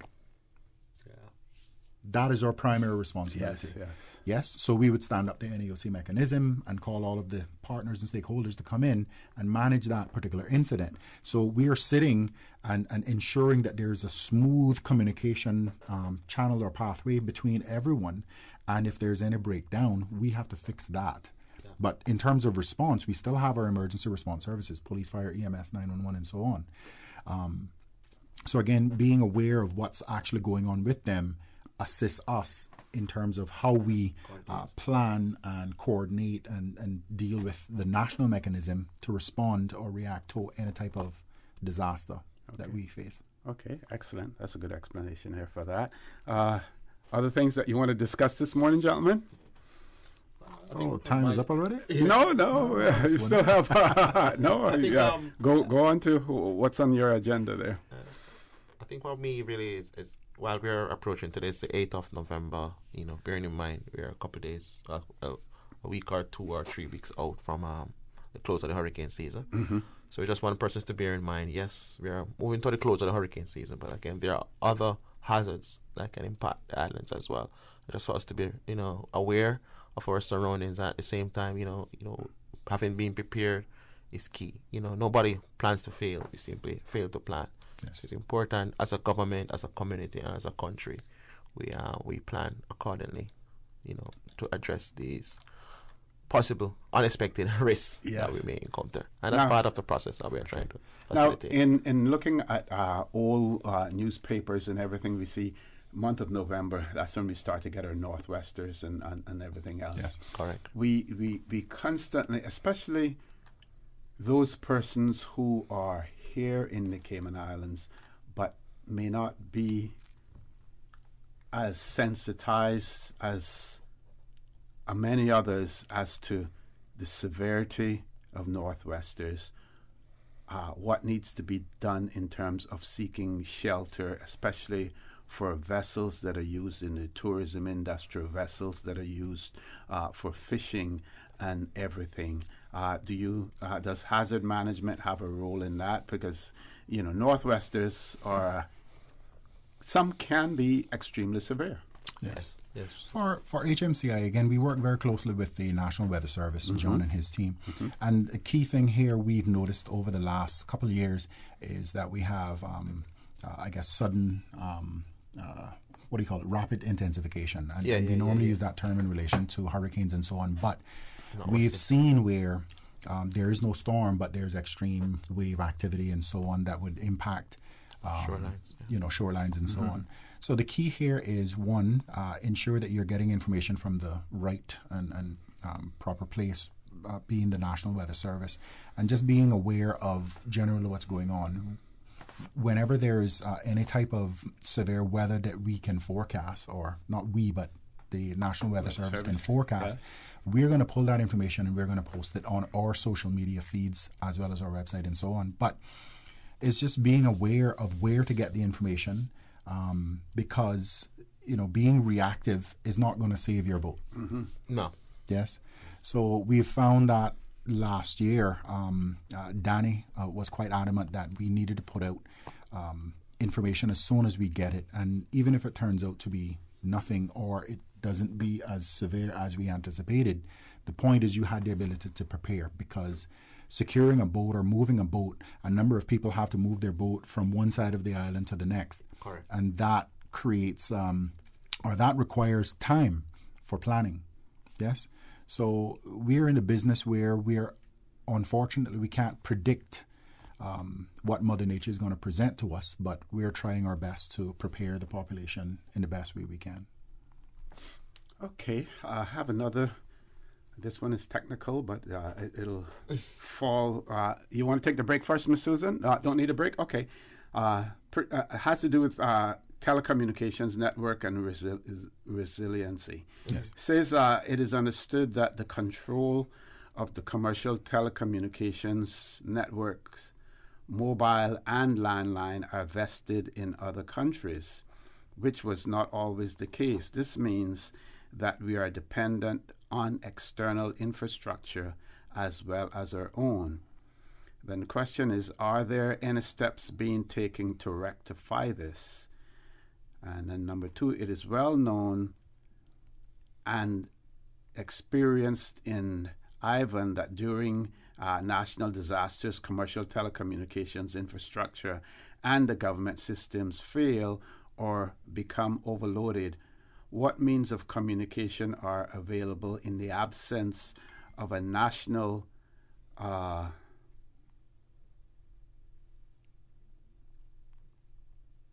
or over the air TV station, etc., or between EOCs, etc., that are available? What other means of communications are available?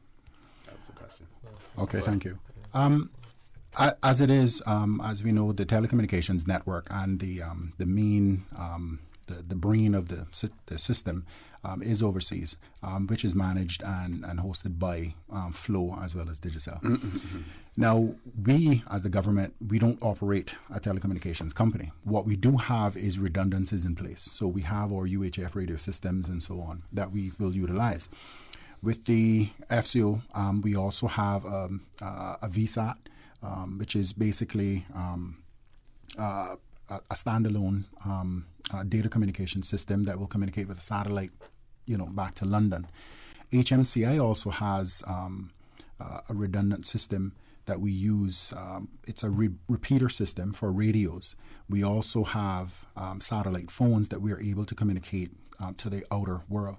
We've also recently met with the Ham Radio Society and established communications with the Caribbean, I forget their name, the Caribbean, what are they called again? The SEDIMA guys. SEDIMA, sorry. Caribbean Disaster Emergency. Yes, Caribbean Disaster Emergency Management Agency. So we've established communication with them, and as you may be aware, that we recently joined with SEDIMA. I think it was last year sometime. We signed the inclusion contract. So there are a number of mechanisms in play that we are able to communicate with people, our partners and stakeholders across the world, wherever that may be. Again, what the local telecom providers do, yes, from a government standpoint, that is something that is way higher than my pay grade. But that being said, it doesn't mean that we are sitting back and saying, hey, it's your responsibility. As a government, we have to put things in play, which is what I mentioned before. So we have a number of communication mechanisms in play, or redundancies, backup systems, that we can communicate with our partners, outside of the country. Okay. So one last thing that I'll mention in regard to telecommunications, Mark is the lead for the National Emergency Notification System, and we have worked together for both phase 1 and 2. And one of the things that we normally talk about is we avoid certain systems. So, for example, we try to avoid as best as possible cloud solutions, simply because if the internet service goes down, then the service is no use to us. Yeah. We try to get our own network systems here on island so that we can determine our own fate, long and short. We can communicate within the country and so on. But again, that's just, there's just so many different ways, and technology is advancing so rapidly that we just constantly try to keep up and be aware of what's out there and how we can leverage these systems. There's a number of other systems that are available as well. We talk about MWIN, Emergency Managers Weather Information Network. So that is using a little bit older technology. So we talk about fax machines and so on. People are moving away from a lot of those things. So we're constantly evolving and changing the way we ensure communication channels are open and resilient and ready whenever we need to tap into them. Okay. So where are we on the scale with other Caribbean jurisdictions as far as our communications infrastructure, our ability and to communicate with our populace? And you spoke to that earlier, Mark. About what we're developing and everything. Where are we in terms of on the scale? I think we're on the cutting edge, definitely, for sure. One being, and not mentioning, what we have with our radio system in working with the public safety network. I think that's an excellent Rolls-Royce system. It was gold standard, actually, I put it. And credit to the team at 911, Department of Public Safety. They have done an awesome job with that system. I believe that entwined with what we're leveraging with our initiatives along the lines of the radio alert and having the mobile app and having the ability to expand the system. And I think what we are looking at in particular, the technologies and the projects here that we're doing are easily leveraged to the other overseas territories as well. So we have been working, they have looked at what we've been doing. I wouldn't say want to copy or what the case is, but they would adopt some of the best practices from the Cayman Islands. So I think if I should put it on a scale of, say, 1 to 10, I think we're pretty much like a 9.5 in terms of the systems and the robustness, especially as it relates to the telecommunication component. I think that is really a gold standard and that a lot of countries would definitely look to adopt as well. Okay. Absolutely. I have another question here. Not sure whether or not this falls within your remit or part of it. It says, are there designated high and secure areas on the 3 islands where government's heavy equipment and emergency vehicles can be staged before the passage of a hurricane so that they are not flooded and can be used afterwards. Is the old Cap landfill a potential spot for this? I know that there are designated areas that government has identified where to place critical vehicles and so on. Infrastructure. I don't know them off the top of my head, but there are some. In terms of using the capped landfill as a potential site, I don't know. I can't answer that question simply because there's a number of considerations in terms of safety and so on. Although you cap it, doesn't mean that it is safe to take, load-bearing vehicles. So, again, that is not something that I have any information that I could answer quite easily. Okay. We have about 10 minutes left. I want to make sure that you have an opportunity to cover everything that you want to cover. So I'm going to throw the mic back over to both of you to just in case there's anything that you want to ensure that you haven't missed. For me, I think the key here is, as Mark alluded to earlier, is having a readiness plan in all eventualities. Yes, as we near the end of the hurricane season, we have a number of other hazards that we must be cognizant of, aware of, and plan for. So, for example, we look at flooding, which is the next major project that Mark would be working on. We may have fires that will impact us, and we don't plan for these type of hazards, but we got to be prepared for it.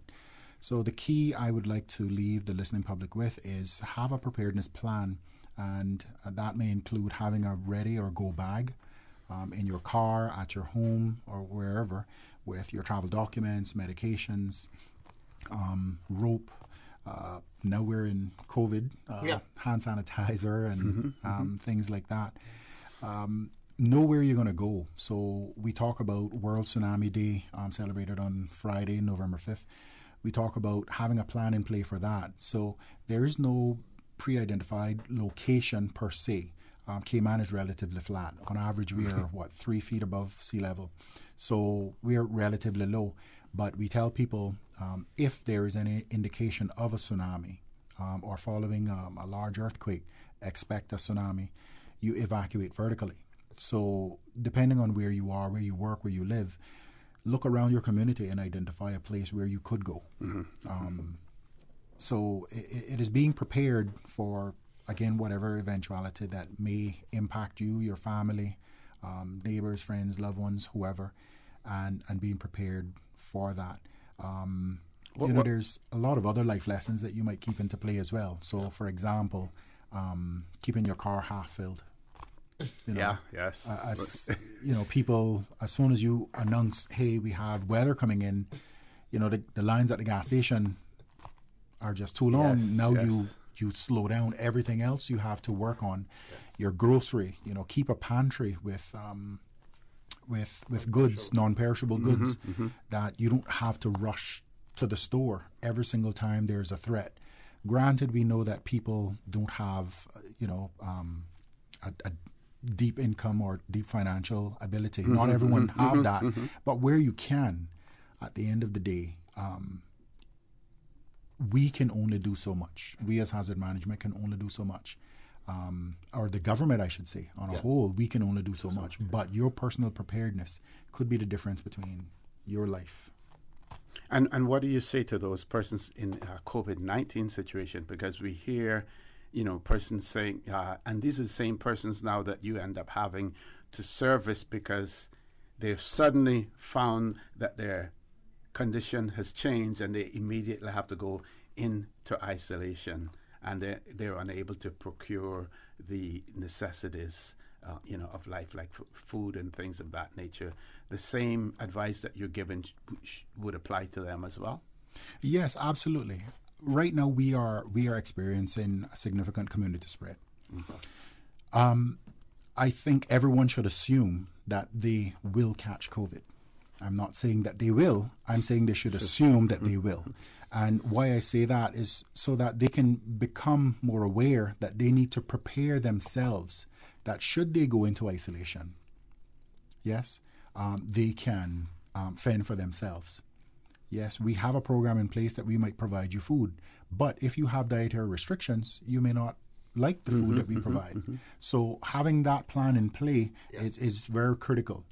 Yes, people who have, medical conditions that require them to stay on oxygen or something else, or there's so many different Sorry, Mark, you wanted to... No, I was saying there's so many different parameters, and I just would like to add to that from the aspect of look at the hurricane season, having your preparedness kit. It's of similar essence. Now we're in a pandemic, just be prepared.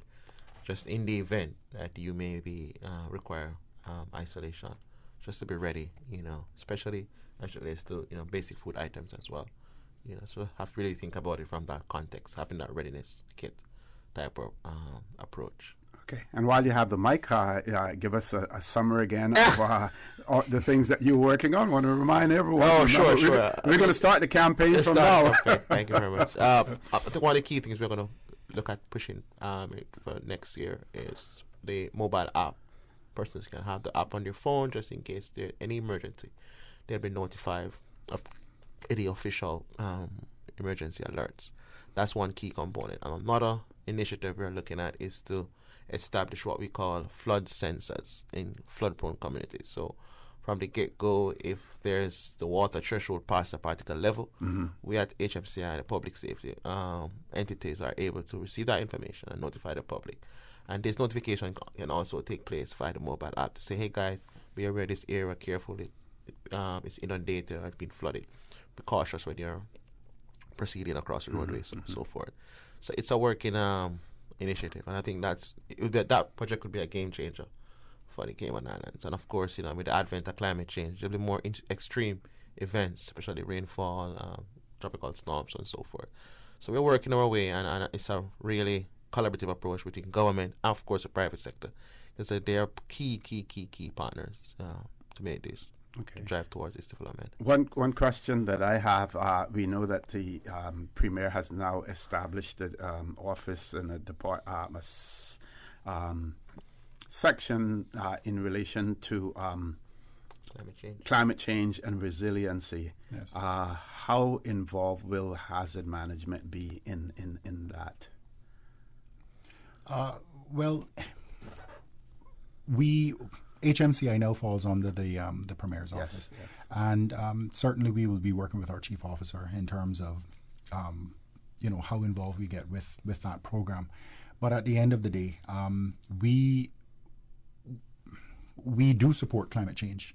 Well, not support climate change, but we do support any type of climate change programs or initiatives whereby everything that we do, we're constantly considering how we, as a department, can support that in terms of, with our shelters, how we where and how we store our foods, consideration for getting all of our shelters air conditioned, because climate change is impacting everybody, whether we like it or not, and it's just another way of life until we can fix it. And when I say we, I mean globally, because we're not in it alone. Yes. Yeah. Okay.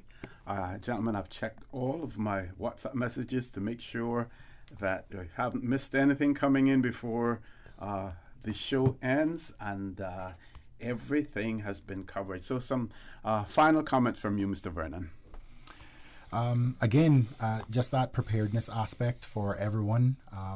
Remember that the government and or HMCI can only do so much, but having a plan for yourself for various types of emergencies or disasters. Have a look at our page, caymanprepared.gov.ky, and look at some of the information that we have on there, preparedness plans, family plans, and so on, and just being aware for yourself, your family, what you would need to do, what you would want to do, should a disaster or an emergency impact you. Okay, gentlemen, I want to thank you very much for that. Look forward, Mark, to all of those new bells and whistles coming out as well. Thank you very much, sir. Okay, thanks, folks, I want to thank you for allowing Radio Cayman and by extension For the Record into your homes, into your vehicles as you traverse the busy roads of the Cayman Islands, into your places of work, wherever that may be.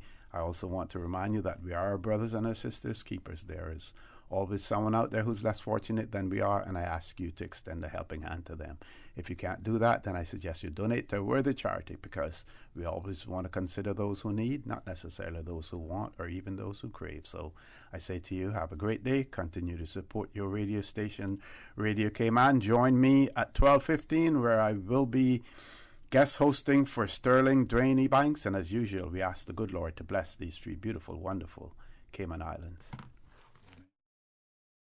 For the Record is brought to you by Vamped Motors, the only authorized Ford and Toyota dealership serving the Cayman Islands. Coca-Cola, available across the Cayman Islands from Tortuga distributors. Accept no substitutes. Taste the feeling with Coca-Cola. Brand Source Home Gallery, inspiring luxury. MedLab in Smith Road Plaza, your complete medical laboratory solution. Call 949-7331. West Bay Pharmacy, taking care of your health. And RF Group, money at work. Today's biggest news. Radio Cayman. Your voice, your choice. Local, regional, international. This is Headlines from Radio Cayman.